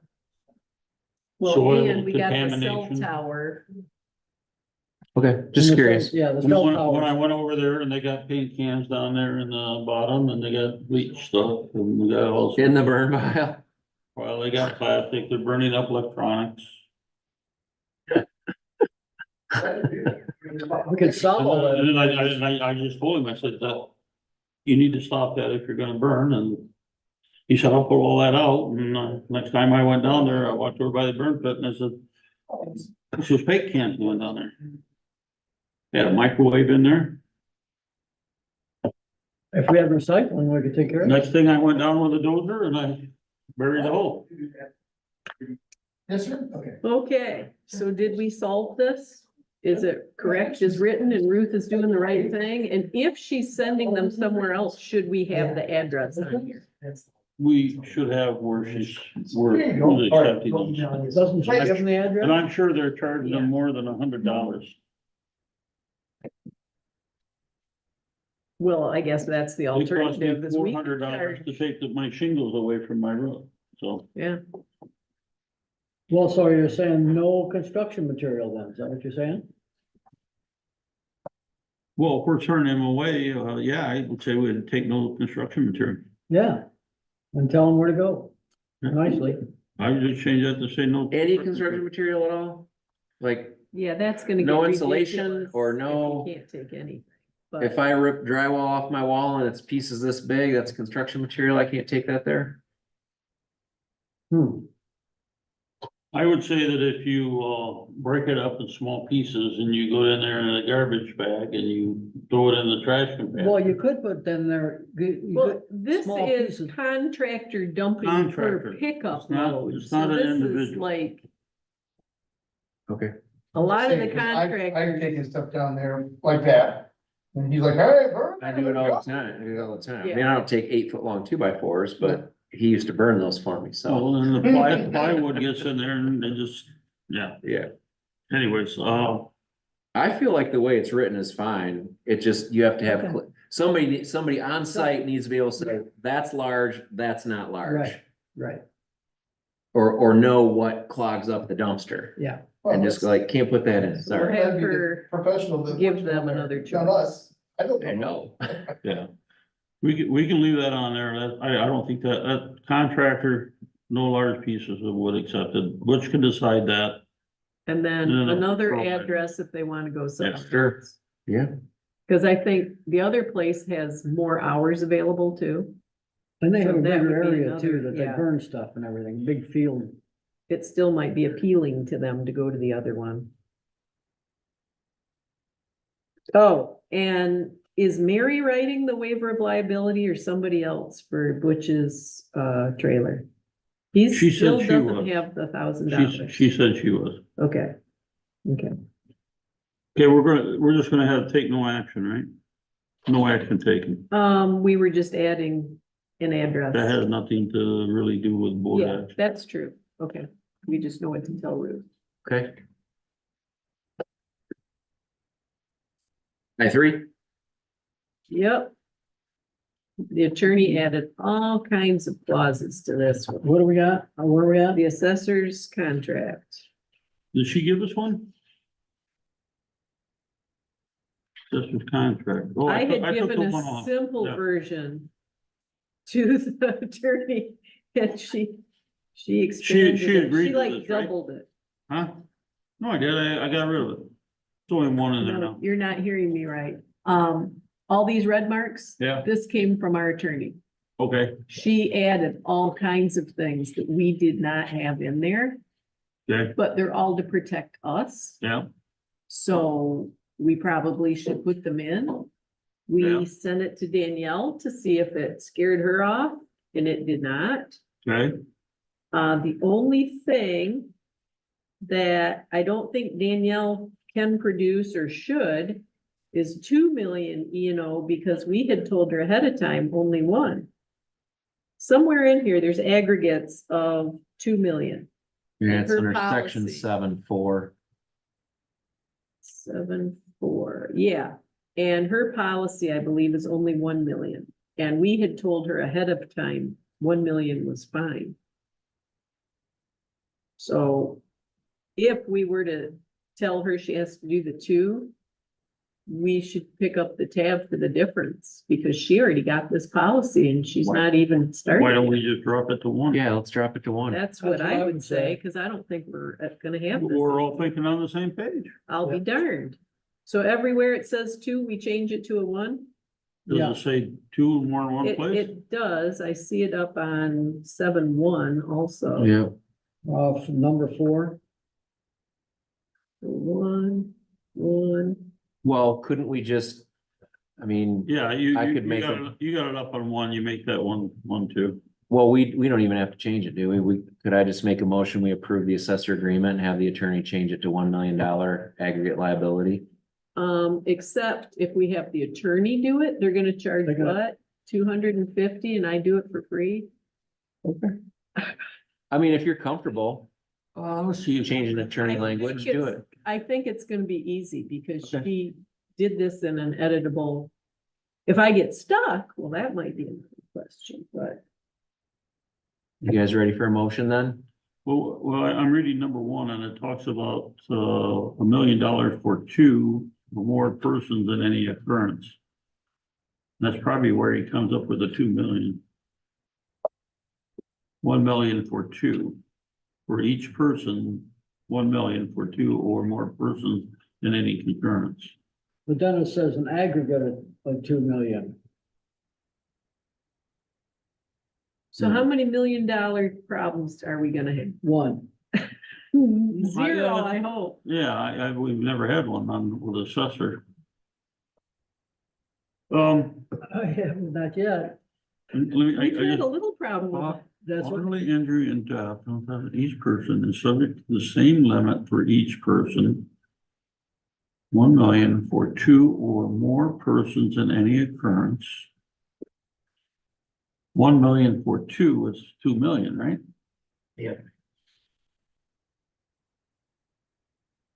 but then it also says 1 million annual aggregate. Right, Really, because each she's occurrence. saying So- 1 million each person, Yeah, so or we could change that to 500,000 Yeah, for each that person. would take care of that for each person and then 500,000 for 2 for or more persons in any occurrence, property damage. 1 million each occurrence and 2 million annual aggregated Yeah, goes to 1 million at that point. okay, Okay, I think that makes sense, and I think it will be easy. I had to read that a couple times. I'm getting Yeah. old. what was the other 10-day thing, or whatever it was? If she does something wrong, they only get 10 days to fix it. Let's see, where was that?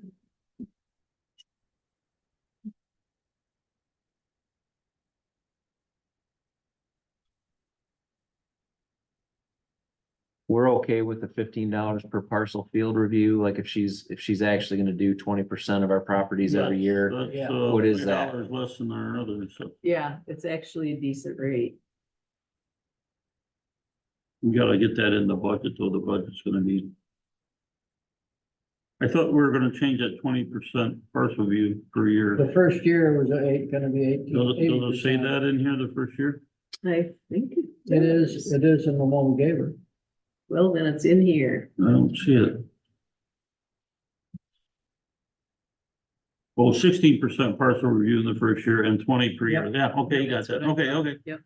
Yep. What was the 10% or 10? Yeah, I'm not finding it. Oh, I think I just did. On Section 4? page 3 something.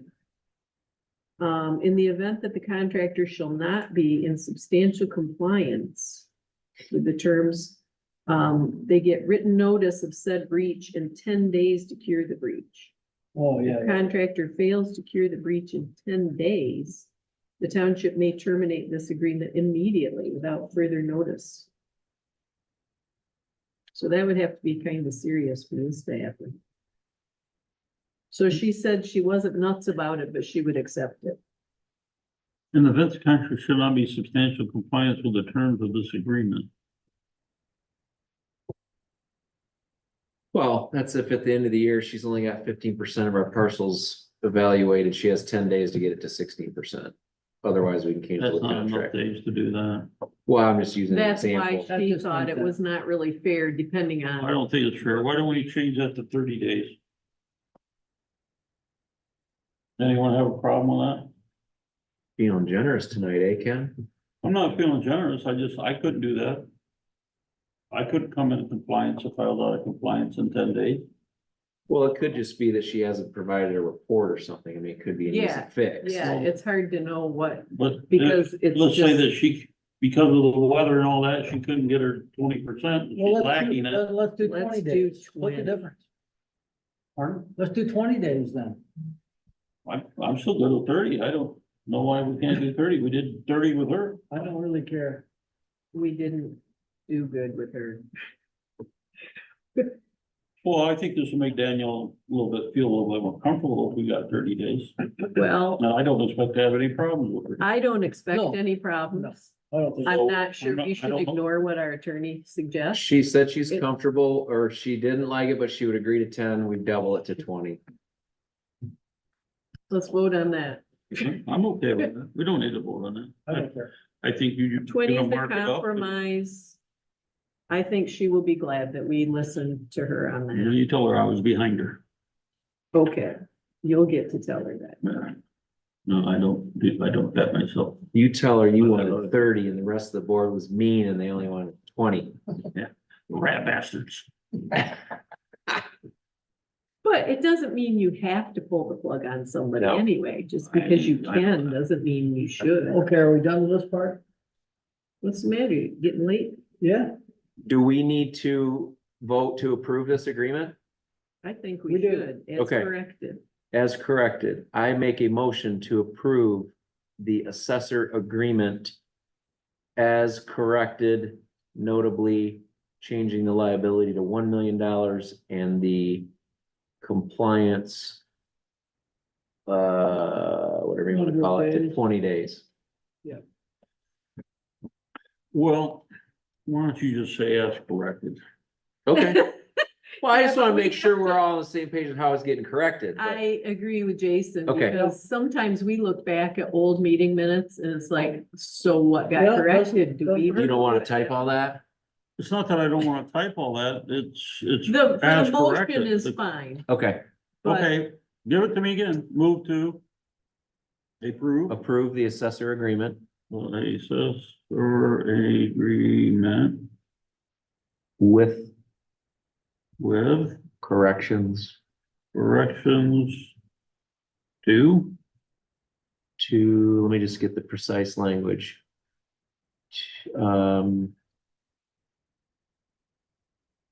Reducing insurance coverage to $1 million.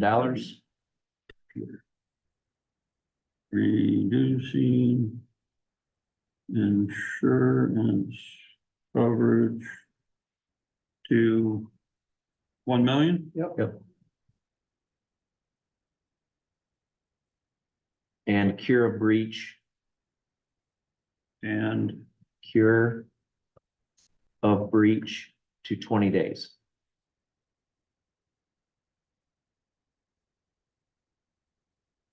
From 10 to 20 days.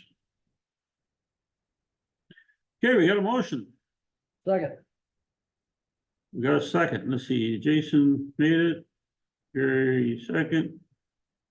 We're gonna have to roll call vote this. Gary, yes, Yes, Terrence, yes. Jason, Yes. yes. Ken's yes, and Mary's absent. I got a boo-boo in there. I'm gonna have to correct that later. I was hoping to talk about the land survey for Holly Bloom today by Mitchell and Moore. However, I just got a preliminary survey, and our attorney kind of wants us to keep things quiet until the official thing is there. So okay. So we got an invoice, we got an invoice for $900, which was a quote. okay, I do have a preliminary drawing that needs some additional work done to it. And so all we really need to do is approve this pay of this invoice. and I think we. Correct. Didn't we already do that? Yeah, I was gonna say, didn't we already say Up to- approve not to exceed? Up to, yeah, that's right. Yeah. yeah, we did. So I guess we don't even need that motion. Nope. I can get rid of that. Move it on. So no action necessary. And then I'm just gonna put down here for land survey. I'm gonna add in there just discussion. But we just had a little discussion, and we won't go any farther on that.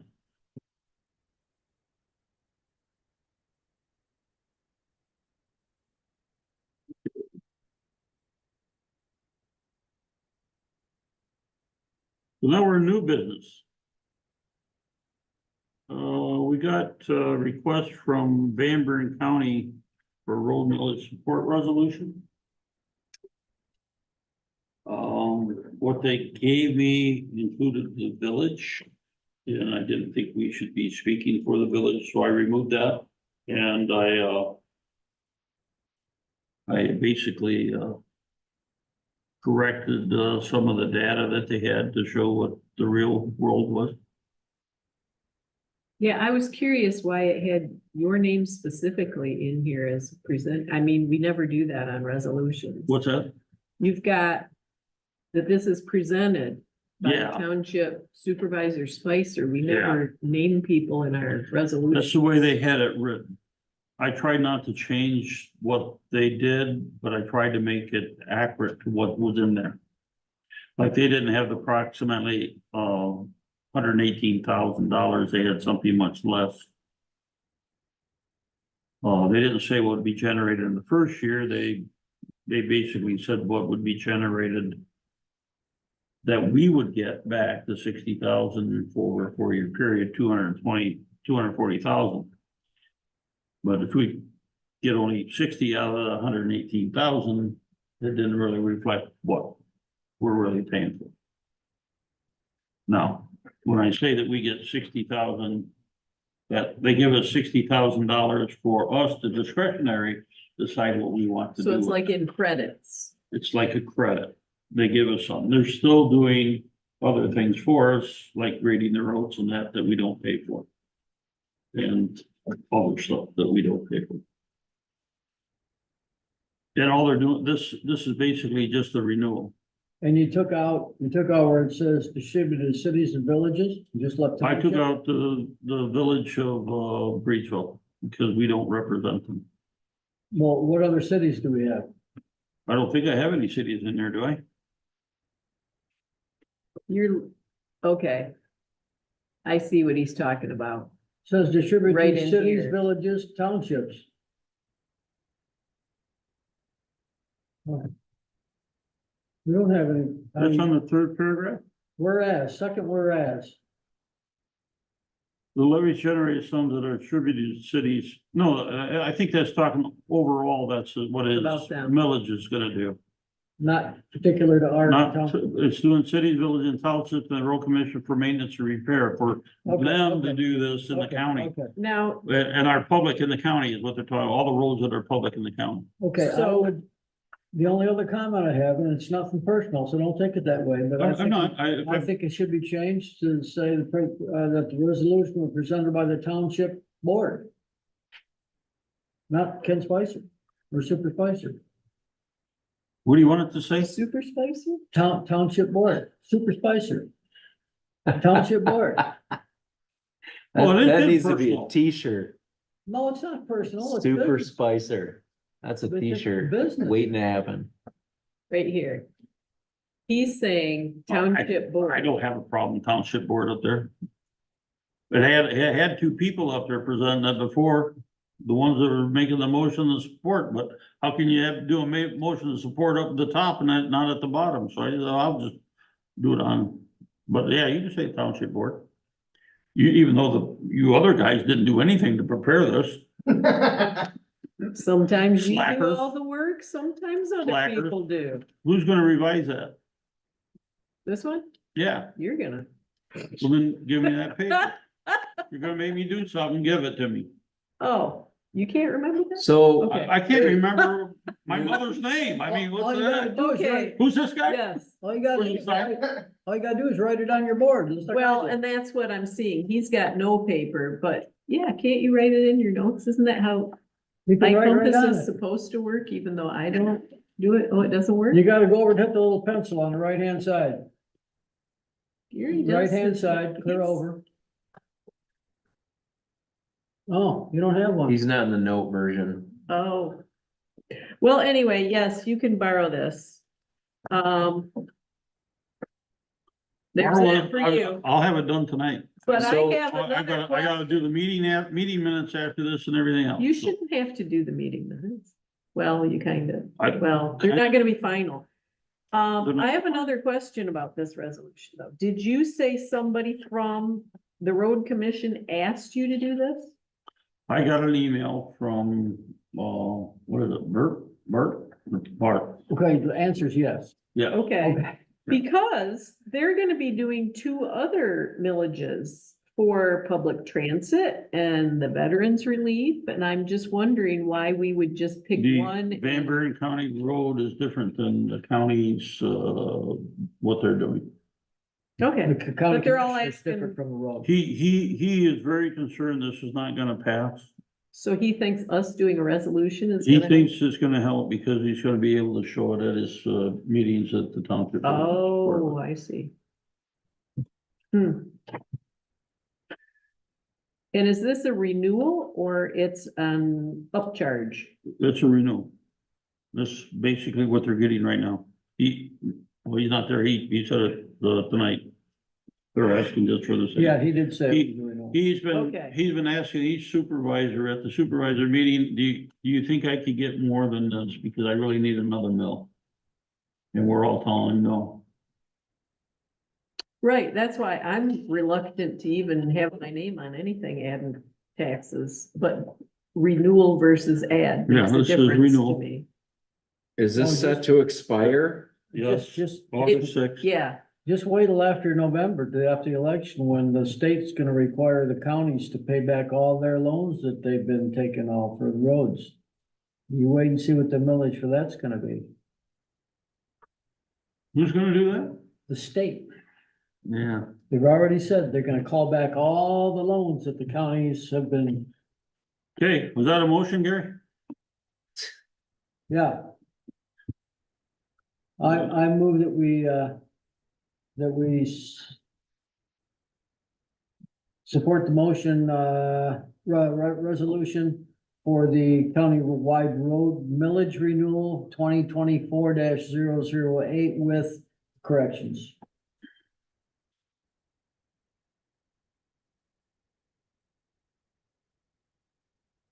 So you agree with what's written in your thing as your, motion that you're going to, I have moved to approve resolution 2024-00 Van Buren County Road, millage support with correction. Correct. Okay. I get a second?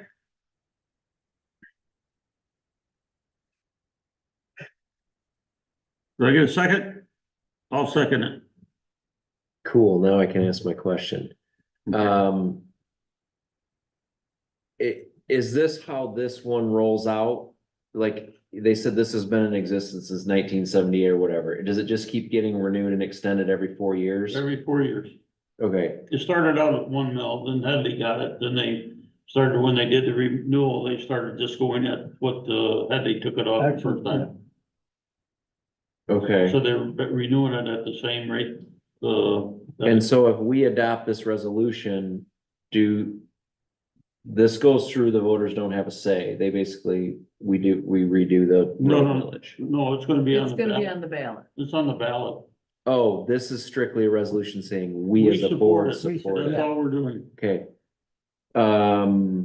Do we need this for our budget? I know we have some money built in for road We, improvements. in we our got budget. 2.8 mils. That has nothing to do with our budget, except for that money gives us $60,000, but we're paying it 118,000. So Jason, we charge a local road mill besides the county. Right, that's what we do. our Does that road bill. help with that Yes. question? Otherwise, Yes. we would have probably the worst roads in the county. And we did. And this is not talking about the better than local ours. mill. This is talking about the county mill. Right, This is that's the why county. I Okay. was confused Okay. about why And we're. it's really not the county, it's the Van Buren County Road Commission. Okay, got it. That's all I needed for discussion. Okay, But one of your questions, I think, was, are we relying on this within our road budget? Ken, didn't you have this as revenue plugged in or not? well, since I know what they're gonna give me every year, I consider that as revenue, and it does allow me to do a little bit more roads than what I would do otherwise, because when I look at doing the budget for it, we had a big increase this year, and I normally try to do about 350,000. I do have contingency as part of that 350,000, but this year I went up to like 400,000. So to answer your question, Kara, yes, it's included in the budget. Oh, you wanted the short version, okay, thank you. Oh, him and my son always do. I just wanted to be. You were detailed. woman's splained, I is don't- the way I don't I've heard talk it woman. described. I talk man, and that's about it. Okay, all in favor, say aye. Aye. Aye. Well, that's painful.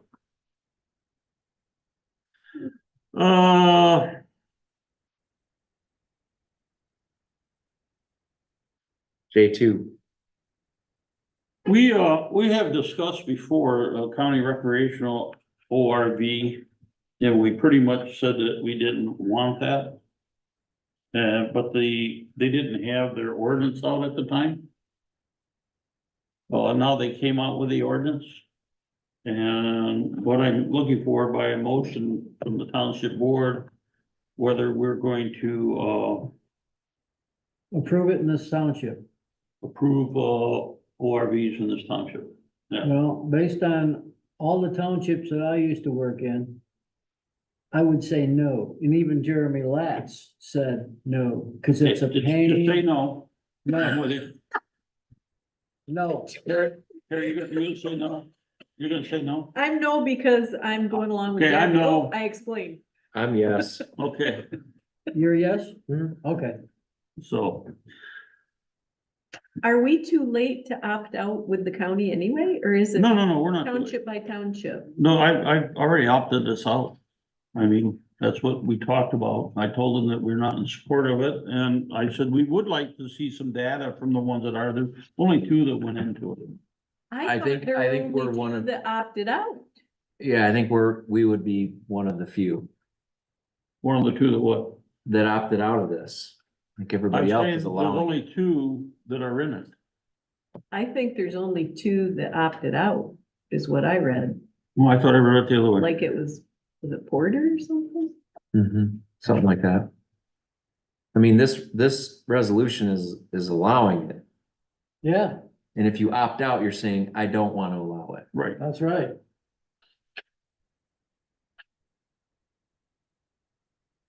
And I think that's probably why this never went anywhere last time. It was in the meeting minutes like January of 23. Hmm.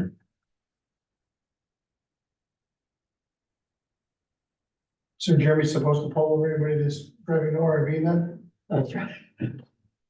I have an ORV on the station. Yeah. But Does that's it- I'll have emergency to sell service. it, get rid of it. But Well, that's doesn't it emergency. have proper That's road emergency things? service. If it's, That's some of grass them rate. are qualified, aren't they? If they have their, Just swap that out to a golf cart, because it says a golf cart is not considered an ORV in this ordinance. Okay. Okay. So who made the motion to move the op out of the ORV? I did. Gary made the motion. Who seconded it? I will second. And then nobody will enforce it and it'll be fine.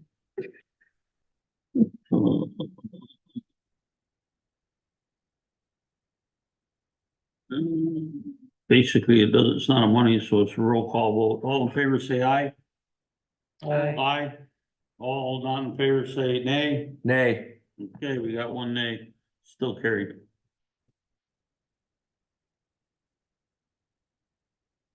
Okay, election workers' wage increase from $15 to $20 per hour to match surrounding wages of the area. Can I get a motion to approve to pay the 2024 election workers $20 per hour? For starters, our wage schedule already had them at 18. So it's not going all the way from 15 to 20, it's going from 18 to 20. If that makes a difference. That's what it says. Well, the other thing I would like to say is that we are now being paid back for our elections. Right, right. So, So whatever we pay out isn't really out of the coffers. yeah. Except temporarily until we Yeah. get reimbursement. Well, and there's a lot more requirements and stuff that have to be done too, so. So, Aaron, you're making a motion? Me? Yeah. Move to pay 2024 election workers $20 per hour. Yeah. If we get reimbursed, I'm okay with it. I got a second? Second. It's the money, it's roll call. Gary Yes.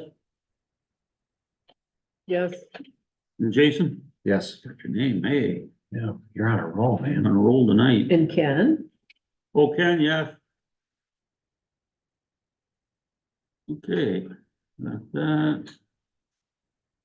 We're just moving right along. Election laws have changed, adding the workload of the township clerk by allowing more absentee voters to apply, increasing the 100 applications to 400 applications. In addition, the clerk is required to be at the township hall 8 hours on Saturday prior to each election for voter registration, as well as many, additional, training.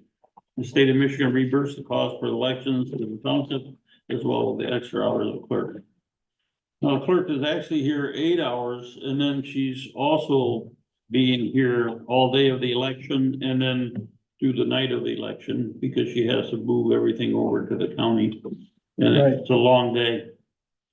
So what we did is the 8 hours plus the long day and made it 20 hours per election. Up to. Well, and that's what I was just gonna say. She didn't particularly like the way you've got it all written out here. I called her up, I told her to rewrite it, that's her words now. Nah, nah, nah, nah, nah. Well, then she second guessed. But as far as, let me see if the motion part, move to approve paying the township clerk an hourly rate of $25 per hour for up to 8 hours. See, she Or up told to? me in a text, so you know, that's not the same. She was saying 10 hours each day. And you've got 8. So with her not here, I'm not as sure, but in the end, she said. So I repeated it back to her. So $500 each day, 2 elections, $1,000 max, and it's all reimbursable. Well, she told me she wasn't gonna go over her budget. Right, but if she's gonna get reimbursed, it won't go over her budget. Right? Yeah. So it doesn't cost us anything, but we need to write it correctly. Well, I got moved to approve paying the township clerk an hourly rate of $25 per hour for up to 20 hours per election for extra time required. I'll make that motion if 20 hours covers the election. I don't think it matters. You don't have to do it by day. You can just say, in general election takes 20 hours, so we're gonna approve it up to 20 hours. I'll make that So motion. Do I got a second? hours Do I have a second? per election. I'm writing it down. I already got it written down. Second, So that Gary- was Gary, you got a Jason and second? Gary? We gotta do a roll call vote, Gary, yes.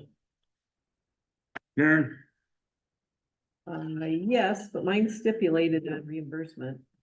I know you're. Well, it says reimbursement on here, so. Yeah, Kenzie, yes. I mean, yes, Jason, yes.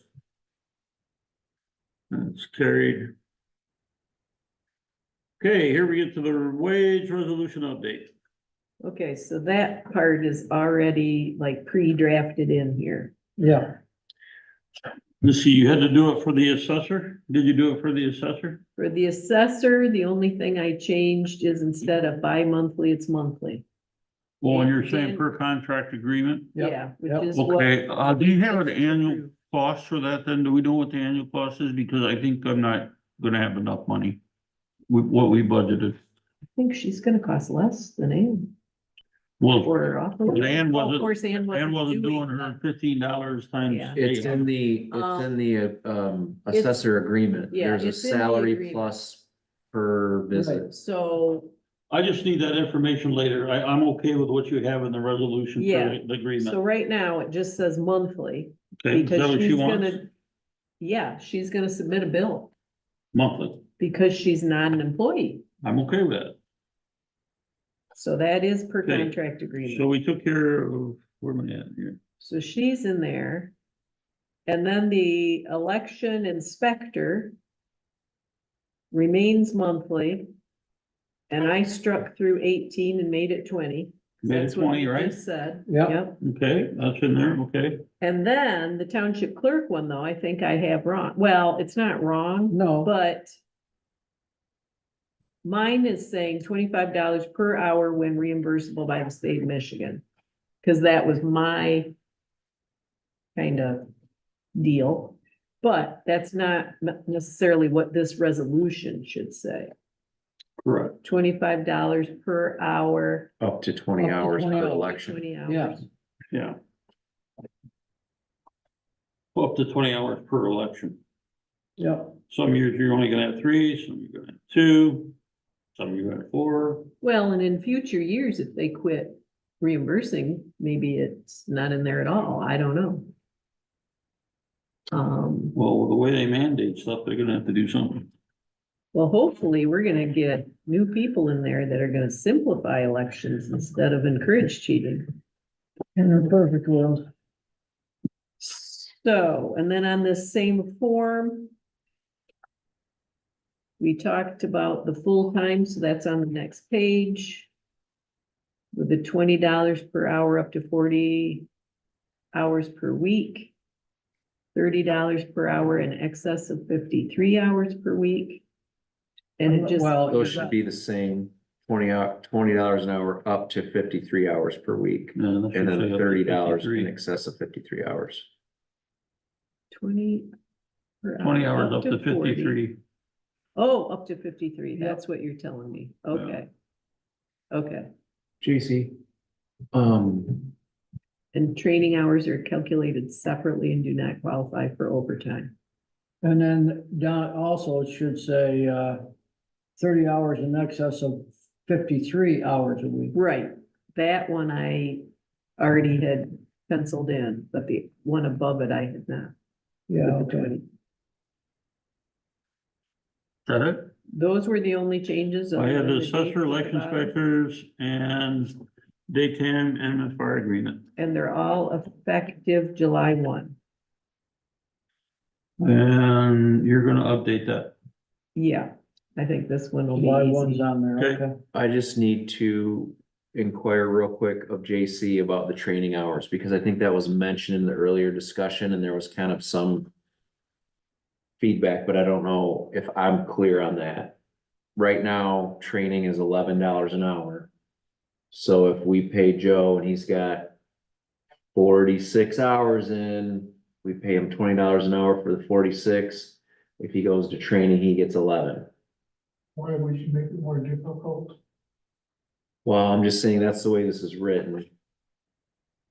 For Joe, for the full-time position, There's no training hours. I mean, there's no, there's no Everybody's delineation of different time. yeah, You're gonna get $20 an hour up to 53 hours, and then after that, regardless of whether it's training, calls, handstands, grandstands, whatever else is. Otherwise, it's gonna be confusing as all. yeah, you're right. Well, and I was thinking of the way you're turning in time now. You have a special column just for training, so I actually thought it was gonna be easier for you to keep everybody's training together. I think that column is dumb anyway. Hmm. You got so many different columns, but for this moment in time, let's focus on that. Well, you can still put the hours in for training, but the rate's gonna be the same. Yeah. Right, no, absolutely, I'll be able to track, I already tracked the hours separately from that. Yeah. I got a whole different system. This is- I think that's fine, and I just wanna make sure, because I've heard it mentioned, the problem of the other team members with the rates, they're gonna be okay with, hey, I get 11 at training, he gets 20 because he's a full-time employee, they're gonna understand that, there's no issues with that? Sure, Okay, and if they don't understand, I'll explain it to them. I was gonna say. Now, what it that's says your in bid. here is training hours are calculated separately and do not qualify for overtime. So what you guys are saying is take out that It sentence. shouldn't be in. correct. Cause when we met, You're talking about 2, maybe 3 hours a month, and that's only if we had overtime. The chances of him getting 53 hours in a week, slim and none. Well, and it's gonna be up to him to manage the hours, because he's asked to manage his budget, That's right, right, It's gonna be so. slim and none. that's right. so this part comes out. The 53 goes instead of the 40. Well, And then I've got I think he should probably put something in training pay at $20 per hour for him, It's gonna vary. huh? It'll vary. If it gets over 53 hours and sees Well, training. You don't Saying need to, this- cause he's already designated a there's one- full-time employee, and this is the full-time pay. Right, And this it's is, not gonna change for anybody else. Right, It's right, only everybody else. that's is- right. for the full-time, that's Okay. right. So, at least for this budgetary side. And it is very hard to not think of this position as Joe's position, and Well, that's we're 'cause- trying to think of it as, An MFR position. He's the Yeah. only one that we've had so far. right, right. So those are the changes on this. We need to vote on these adjustments, so you've got assessor, election inspectors, clerk election pay, and daytime MFR agreement. Well, let's not call it agreement. It's a, We'll just say- Are you ready, we'll just Karen? say MFR wages, how about that? sure. Or You want daytime or something. I got the Yeah, daytime you in got there. daytime in there. I just put wages in after MFR, Yep, okay. okay? Can I get a motion to move to update the wage for the assessor, election inspectors, clerks, election pay and daytime MFR wages as presented in the wage resolution 2024-009? I'll make the motion. Jason made a motion. Do I have a second? second, Gary seconded it. This is money. I need a roll call vote. Gary, yes. Karen, Yay. Ken, yes. Jason, Yes. Mary is absent. I like how you said yay, Karen. Said what? She said yay. It's like Yay. a combination of yes and I. Yay, Yay. we're done. I Yay. actually prefer that. It makes more sense to me. I'm still dealing with parcel 8006 422-03600. I had a conversation with our township attorney. And they recommended that we refund Trent Keach $401 for failure to register a quitclaim deed in 2022. Why was it 401 instead of 400 even? He wanted to make sure that if anyone did 400. Okay. He He beat it really by did. $1. I see. Okay. So he might have passed away. Might have. I thought we knew he did. Do you know he did? I thought you knew he did. Somebody told me he did, but I It'd be can't hard to find it refund anywhere, him no money anywhere. Oh, Now, the voter registration might have been passed away. So I was gonna talk to Mary when she got back. But anyways, I need to be able to refund, Trent Keach $401, and if it's not Trent Keach, it's gonna be his wife. so The heir, because he was. how on long ago do you think he passed, or does somebody think he 2022. passed? Oh, That's why I think he'll be off the voter registration. Well, I don't think you have to put a actual name on it. You can just say refund the $401 paid for parcel number, yada, yada, yada, and block yada, yada of Satellite subdivision. you mean in case it has to be made payable to Yeah, someone yeah. else? Move Yeah, I the don't know how that refund. works. For failure Well, to, the person that owns that lot now is somebody else. Yeah, oh, this lot was sold twice. I can't put the lot number in there No. otherwise. no, So now that I erased Trent's name, I need to put it back in.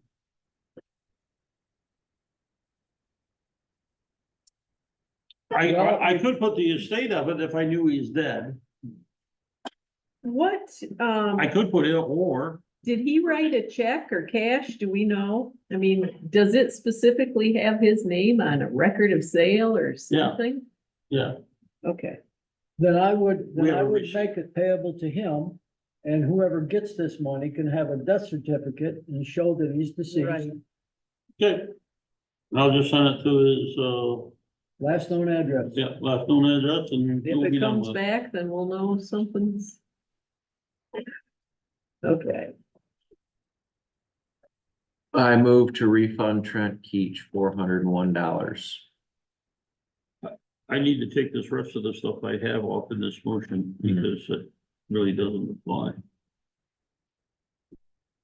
Okay, I got a motion to refund Trent Keach $401. Hey, Jason, do I have a second? Do you want to put in there for failure to register the quit claim deed on the property? you no, bought, or no? it's not like a penalty to him Okay, for okay. failing. Okay. It's just, Okay, That's a yes, you want seconding that? yeah, second, Okay, this is money, so Gary, yes. Karen, sure. If we can Jason. prove that he paid it, which I assume somebody. I got a receipt at my Okay. desk, I think. Jason? Yay. Yes. Aye. All right. Ay, ay, ay, ay, Yeah, ay. you've been smoking tonight. Hey, Benny. Okay, the next person that bought that lot, since it was in her name, she had to pay the back taxes. So $144.74. And, So the taxes were owed yeah, from before she actually owned it. Correct. So it was when Trent owned it, correct. but it was never really documented. Hey, Correct. this is, How did we catch this? Why do The you assessor care? caught it because I filled out something. Dad, why do you care? The assessor caught it. we're not sure he's dead. Okay, can I get a motion to refund Eric Kepler $144.74 for the cost of back taxes on parcel number blah, blah, blah. So move. Gary made the motion. Second. I got a second by Jason. We need a roll call vote. Gary, Yes. Karen, Hard to set Jason? Ken Spicer out of bed. No, that's okay. We all make mistakes. what's your vote? Yes. That's what I thought I heard. Mary's absent. Jason, Yes. you guys are slow. I just wait for my name to be called. Yeah. Okay, battery storage facility discussion. Oh, this is a good time to launch into a gigantic topic. Okay, so I asked for this to be put on and there's a ton we could say, obviously. You have people starting to be very concerned about it. This is what I wanted to say. Vesper Energy came to the planning commission meeting last week and made themselves available to answer questions. They were asked a number of here. It was very informative, I think. There's a lot of detail to information that people know in bits and pieces. And I'll just say this, I'm not necessarily in favor of it, but I think what is important is because this seems to be inevitable. And I did call Eric Nesbitt and talk to him about this, and he verified that if we don't adopt any local ordinances, it will definitely fall under the state public utilities and public works, whatever, and we won't have a choice. So, I'm trying to find out as much information about it as possible. They offered to do a number of public forums to where we could have people come in and ask questions, because even things like what Beverly said about the decibels, it's 60 decibels. And don't quote me on this because he had a lot of detailed information, but each unit only produces 1.5 decibels or something like that. And people were saying, well, like, what actually is the noise? And he said, basically, it's my voice in this room talking to you right now. So I don't know if that's misinformation that's out there, but certainly there's a lot of things that people are grabbing onto as like, this is a horrible thing. It may be a horrible thing to a lot of people, and it may be a horrible thing in actuality, but it seems like it's an inevitable thing. I do think personally that a lot of the information I heard from them, assuming it to be true, I'd love to hear your take on some of this, but as terms of like runaway fire events, there's been a few that have happened, but the way he described it is each container is separately, like each container has separate battery modules with only 30 batteries in it. They have automatic overheating sensors that if they overheat, it senses it 5 hours ahead of time, shuts that bank off so that it's not like the whole thing goes up in flames. If there is a fire event, they have a number of mechanisms to slow down. I'm not saying that to lobby for it. I'm just saying if this is going to be an eventual reality for us, no matter what, I think there's a lot of beneficial information that our township could learn. And so I think we should definitely have public forums. Beyond that, there is definitely a grant available if we as a township approve our own ordinances and file for the grant prior to September 30th. The alternative, which is probably what Beverly was suggesting, is we could just drag our feet and say, we're not going to do our own ordinances. We're going to see how this shakes out in November. We're going to fight it. We're going to hang on, see what happens. She thinks it's going to be overturned. Who knows if it's going to be overturned? That's 2 years from now. I mean, it could be here before it goes on the ballot in 26 to be overturned. So I'm just suggesting that we try to factor in a lot of variables, one of which is it's $5,000 a megawatt. There's 200 megawatts in the station. It would mean a $1 million grant for our township. And that's a fact. That is a fact. It has to be applied.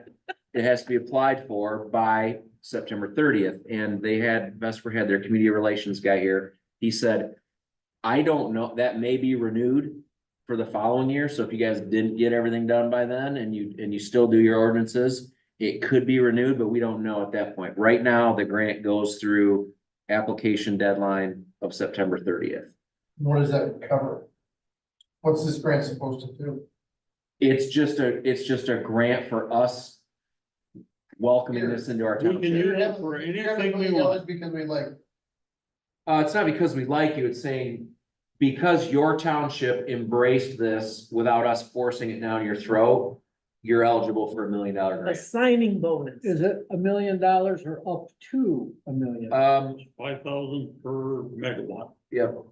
And this station 100 would be megawatts. 200 megawatts, so it'd be Okay, $1 million. The other question is, and I don't know where this is gonna go tonight, other than comments and discussion, but according to what Beverly talked to here, and maybe you know more, we're eventually going to own this. And so any maintenance or any else things to get rid of it and Decommission. decommission it is on our shoulders and at our Yeah, see, I cost. definitely can't speak to that because that topic wasn't really addressed at the meeting. Yeah, It wasn't avoided, it just didn't come yeah, up. just come up, yeah, That's certainly something to talk about, but, because if that's the case, this $1 million, We might need it. we might need it. Well, for- normally what they do is a decommissioning cost that they have to each year put into an account. Well, no, that's fine, but I'm Okay, just I see what you saying, mean. well, we may have to, it's a little different than your nuclear stuff.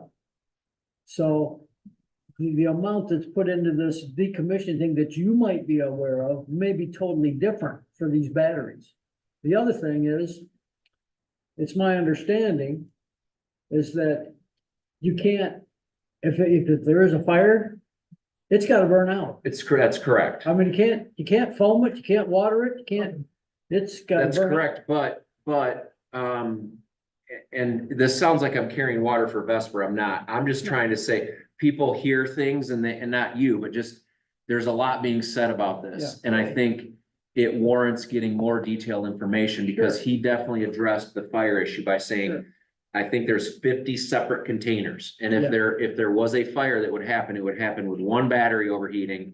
That cell of batteries gets shut down and then that container gets shut down. Yeah. So the fire would be generally contained to one container, Yeah, I believe, yeah. as I understand it. I would really like to have that kind of conversation. Yeah. I would love for you to I be know, present. I know that would, the only way that goes, they have to burn out, and Yeah, I've seen Yeah. some recent videos of not very good. no. I And what's mean, out in the air from that fire? Well, just the fire safety, let alone the environmental impact. However, And again, what's that in meeting with anything else that we do? Yeah, I mean, we just. in a weird way, all that matters. But we don't have the luxury necessarily Yeah. to care about that if it's coming no matter if we want it or not. You know what I mean? Well, and that does make a difference to me. Place, we might as well have them pay for it. yeah, right. Well, and so in addition to the grant, there's a tax revenue for the township. It's estimated over a 10-year life cycle that it will generate $140 million in tax revenue. Now that gets split up. And this is the part I don't understand, but for some reason Bangor Schools gets a large share of that. And I don't know if it's because it's the closest school district to where the actual facility is. Mhm. But, the Vesper rep said, in most cases, that's not how it's divvied up, and he thinks that's a disproportionate share of the revenue going to the Bangor Yeah, school, so because he's gonna Bloomingdale's in our file for an district, abatement. is in our township as well, so we Yeah, got two different schools. he would file for a tax abatement so that they don't get, I think it's like 46 or 48% of the tax revenue is currently designated to go to Bangor schools. But he would file for an abatement to say that seems excessive because it's like the abatement or the tax revenue they would get is like 3 times the size of their annual budget. Yeah, So yeah. it's like they don't need that much money. So I'm just telling you, that's other information that's out there. So, And Ken is sitting here thinking, I tried to push this about a year ago. Nobody wanted to listen. Well, Well, it was the environmental. But now you're saying It doesn't you're really gonna matter. have the hazard one way or another. Would you rather get money for it or just lose? well, If that's really the case, Yeah. which it sounds like it is. I can tell you right now, if it's gonna be pushed down our throat by the state, and of course, it's like the ARPA stuff, oh yeah, they're gonna do this, they're gonna do that, and we have to spend this money right away. Yeah. No, the state always changes their mind, it's not ever etched Yeah. in stone. But I mean, if that's the case, we'd be crazy not to take advantage of some of the funding. yeah, I mean, you could, I mean, the tax revenue would happen either way, I suppose. You could take advantage of the grant, maybe the grant's an annual grant, I don't know. but you could put that in a rainy day fund for whatever Whatever. happens to that thing down the line, Sure, you're sure. socking away $1 million for something. Yeah. I don't know.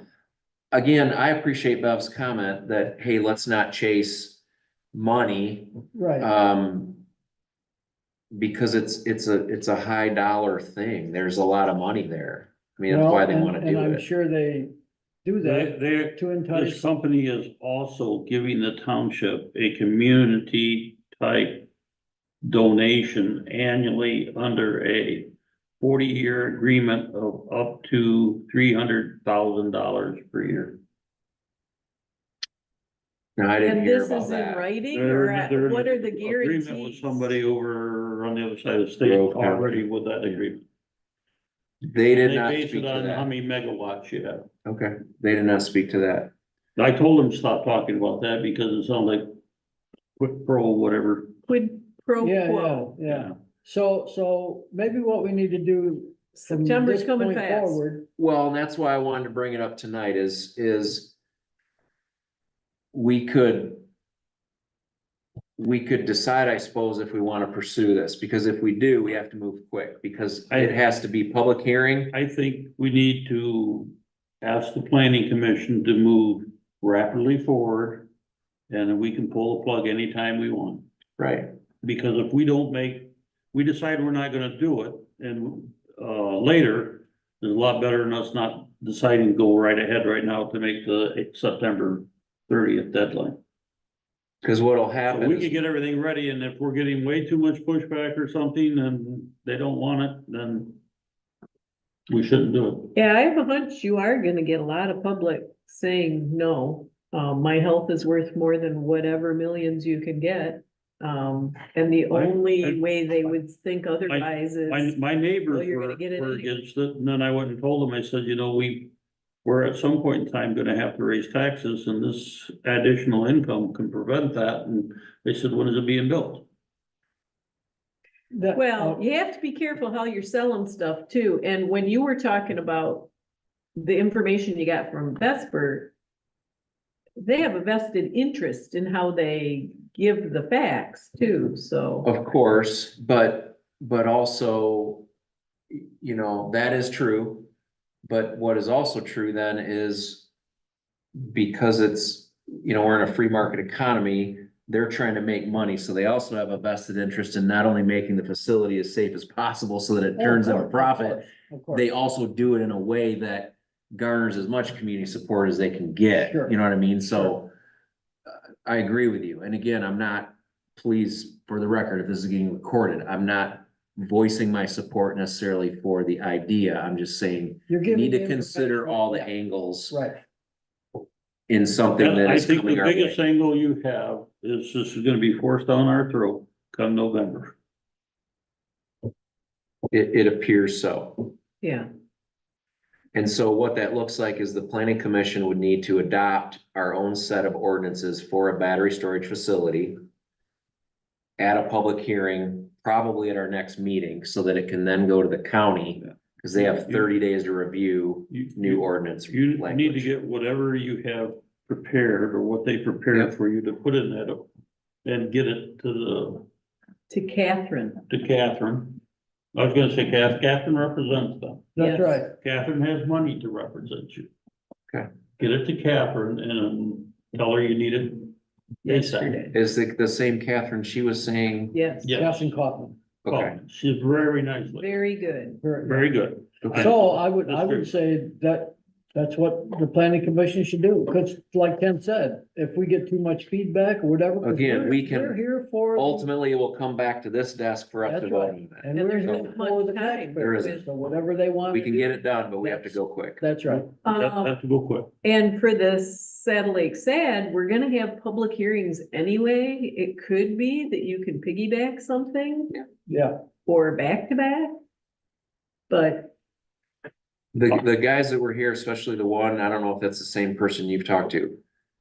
Extremely knowledgeable, explains things very well, very technical. I mean, again, I guess you have to assume he knows what he's talking about, but he's got case studies that he lists for all these different things and burn rates and whatever. So I think that kind of forum would be very helpful to a lot of people. He says like anything else, he said when we first started doing these, we got a learning curve and every time they're building a new one, it's been modified to be more protective. I mean, there was people on the planning commission literally that didn't even understand the concept of it. Like, somebody said, now what is this gonna do? And I wonder if that's what people think. I mean, I think they even said solar. It's not solar. You know what I mean? Like, there's just a lot of misunderstanding about what it is. My only really gripe about this is, and it really gnaws at me, is I know where this battery components are coming from. China? Yes. And they're in the process, They're gonna whether you pollute wanna us. believe it or not. They're gonna take over this country without firing a shot. I agree with you, Gary. Well, he did say, I might agree with that as well, but he did say that actually that is another misconception. That the most of the lithium now comes from Argentina and somewhere else. It's not Oh, actually gee, China. Argentina, Well, I'm just saying. Yeah, Most solar panels come from China. any of the stuff that we get for our model planes, which includes these batteries, of course, smaller scale. Well, A lot smaller. this It's is a all lithium China, battery yeah. in here. Yeah, everything. This is a lithium battery in here. Yeah. These shorts I get on from China. Okay, So anyways, I just wanted to bring it before the You- commission to say, you have a good feeling that the township board would like you to expedite this. okay, Yeah, you might as well. I And the mean, public forums. yeah, Yes, we- I would hold more than one public hearing if you can.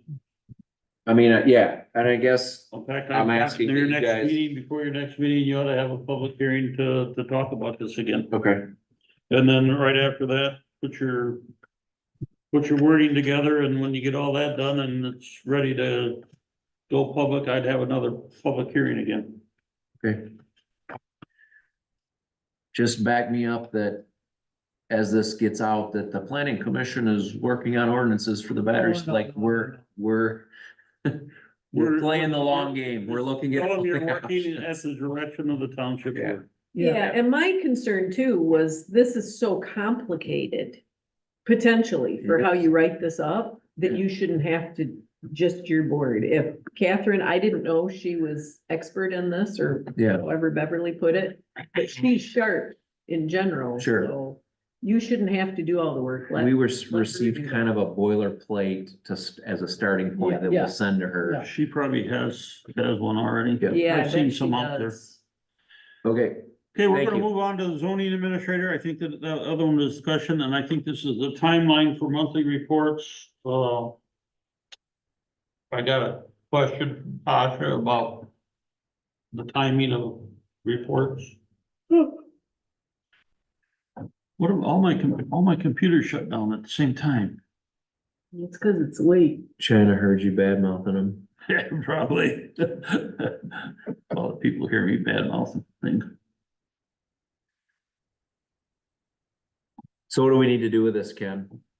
With what? Tasha's, Well, we just gotta answer her timeline, okay, if I could get it up. I can read it.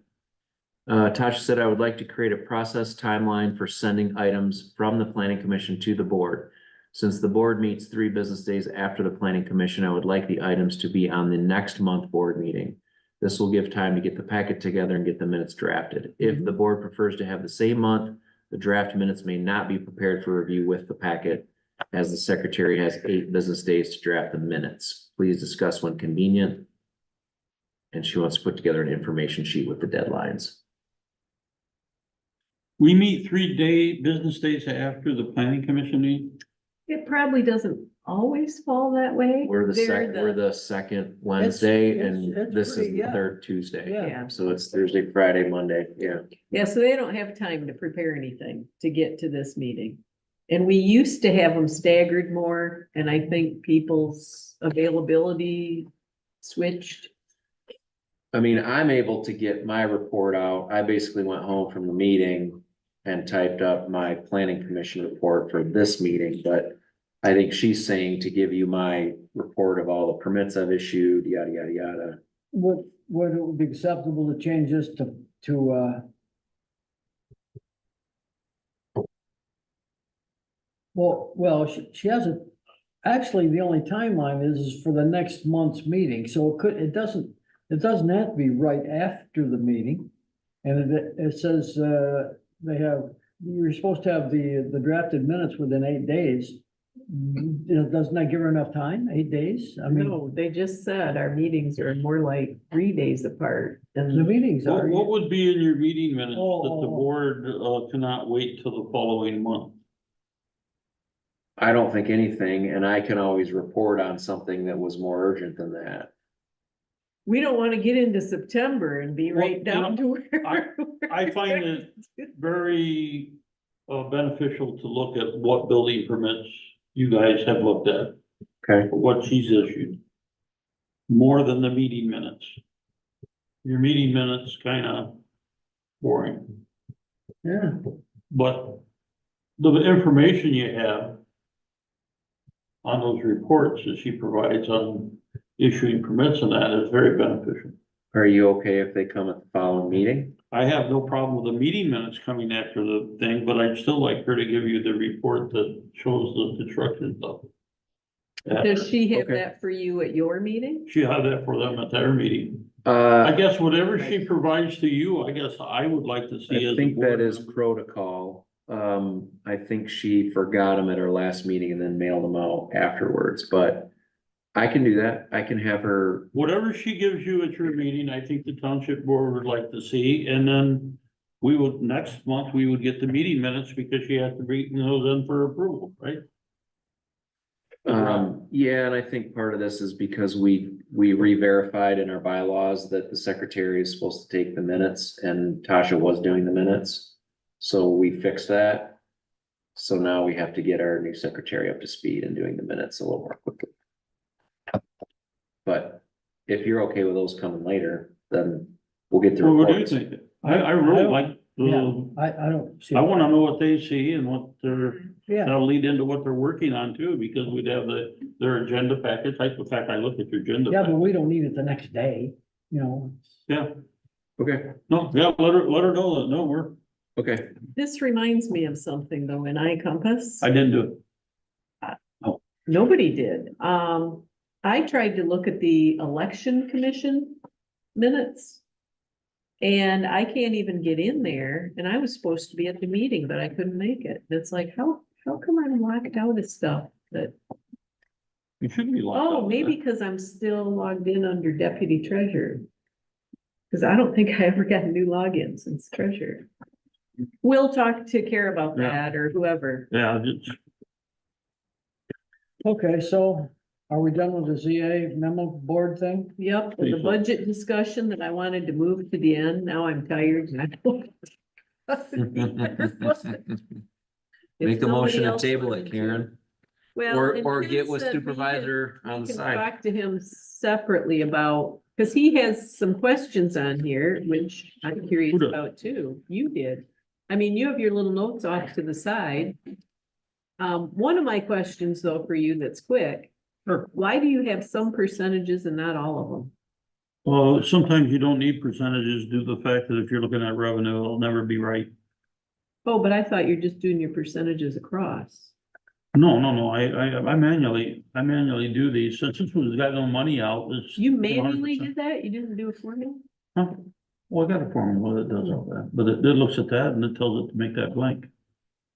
Okay. Because You there's plugged in no more money's been stuff. spent out of it, there's no reason to. Okay, well, there were a few that I kind of wanted, and so I wound up manually doing it, and it's like, I bet this Well, would have been easier What are to you just doing? drag You're it. doing total proposition, I mean, that means nothing. To me, it means something. What does it mean to you? I like totals. Did what? You, I'm looking at the totals. total what? Right there's how Total much you across. have left. I know, but if I'm looking at percentages on everything else, I wanted them, whatever. Okay, you don't care about that one. Well, it's the counts that are, But because this goes from BSNA and then you dump it, you export it into Excel and then you, then I do go other through and stuff with I line by line, go through it and Okay. try to adjust it and then make my comments on it. okay. And are you finding benefit that you're starting to get these regularly or aren't you getting them regular yet? I send every- him a agenda package every month personally. Yes, your stuff, when I get it from Mary is when I'm looking at it. Okay, I've been getting them once a month, I just need the fire you, department stuff. you got an agenda package, right? Mhm. In the agenda package, you got a budget.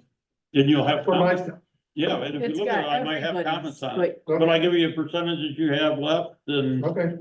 I give you the dollar I'm amount you keeping got track left in of the my own account. Stuff in my own Excel, so anything I send to you guys is. You're happy, I'm happy. Yep. We'll get the same package planning commission gets.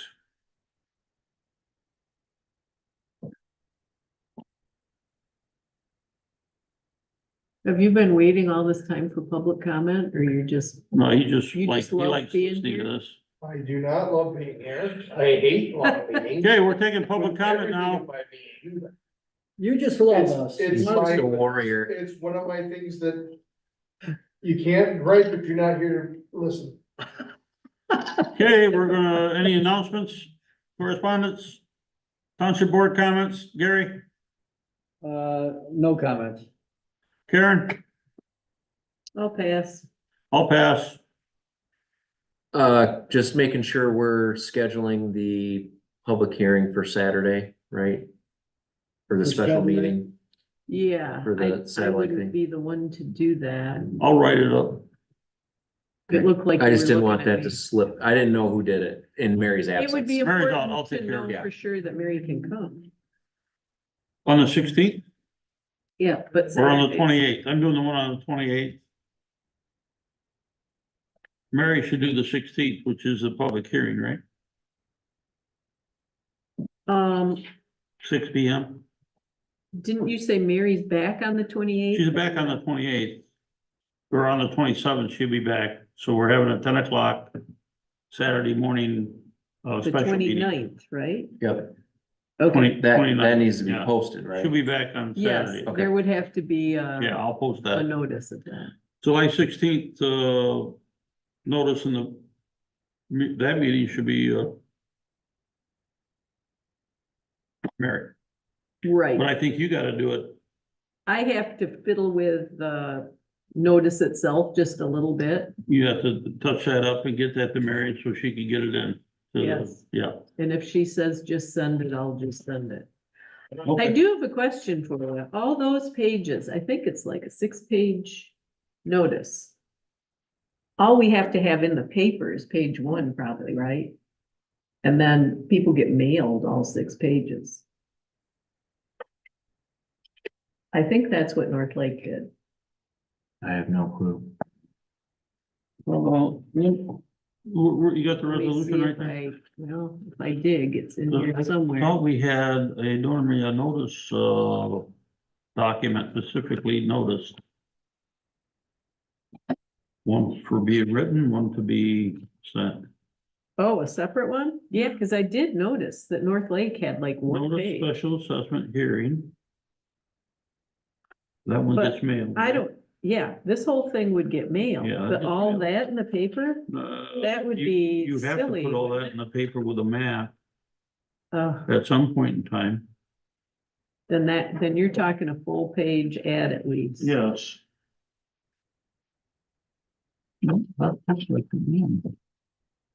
And what if the paper doesn't have a whole page room to put it in? Maybe They'll they're put it in always a page happy and a to. half.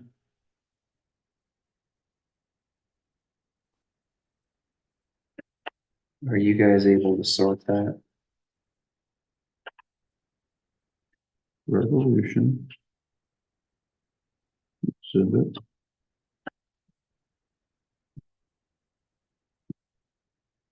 That's the new one, so that's the one that's gotta be in the paper. That's the one that's gotta be in the reminder, not the, Right, so if you.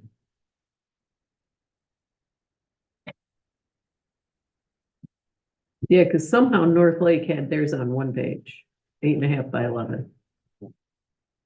So that's why I was wondering, Well, that should have been part of this resolution.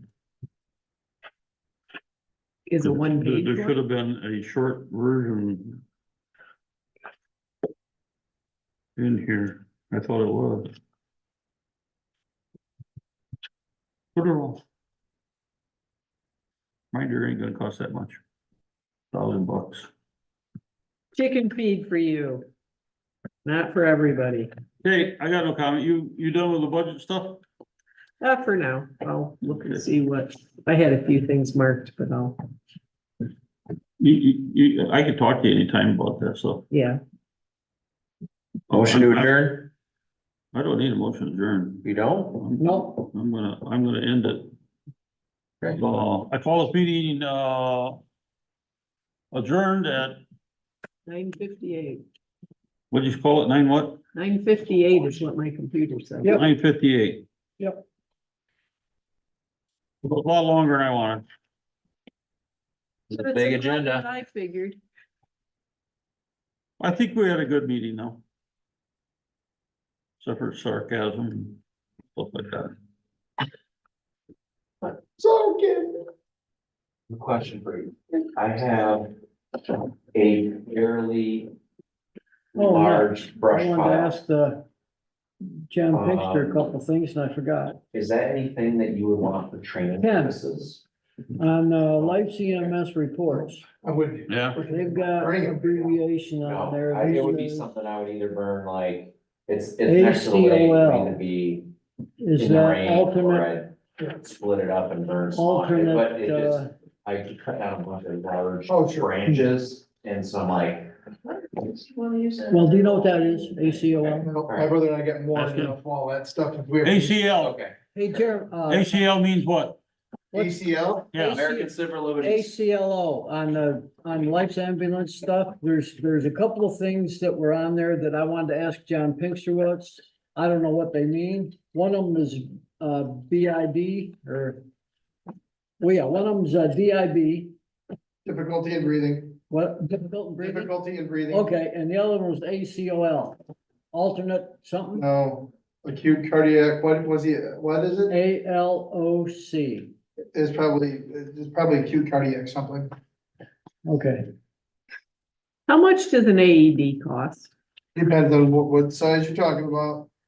Anywhere from 500 to 2,000. 500s are throwaways like the garbage you had here, it's a 500 one. you know, that's still buzzing in my garage at home. that's the Throw battery. it away. I'm not throwing it away, I'm taking it to the, Electronic salvage thing, yeah. reclaim or whatever. What you probably need to do, I think we have to do something with this meeting, But don't we? yeah, what you Oh, probably yeah. need to do is get Probably should have a few minutes.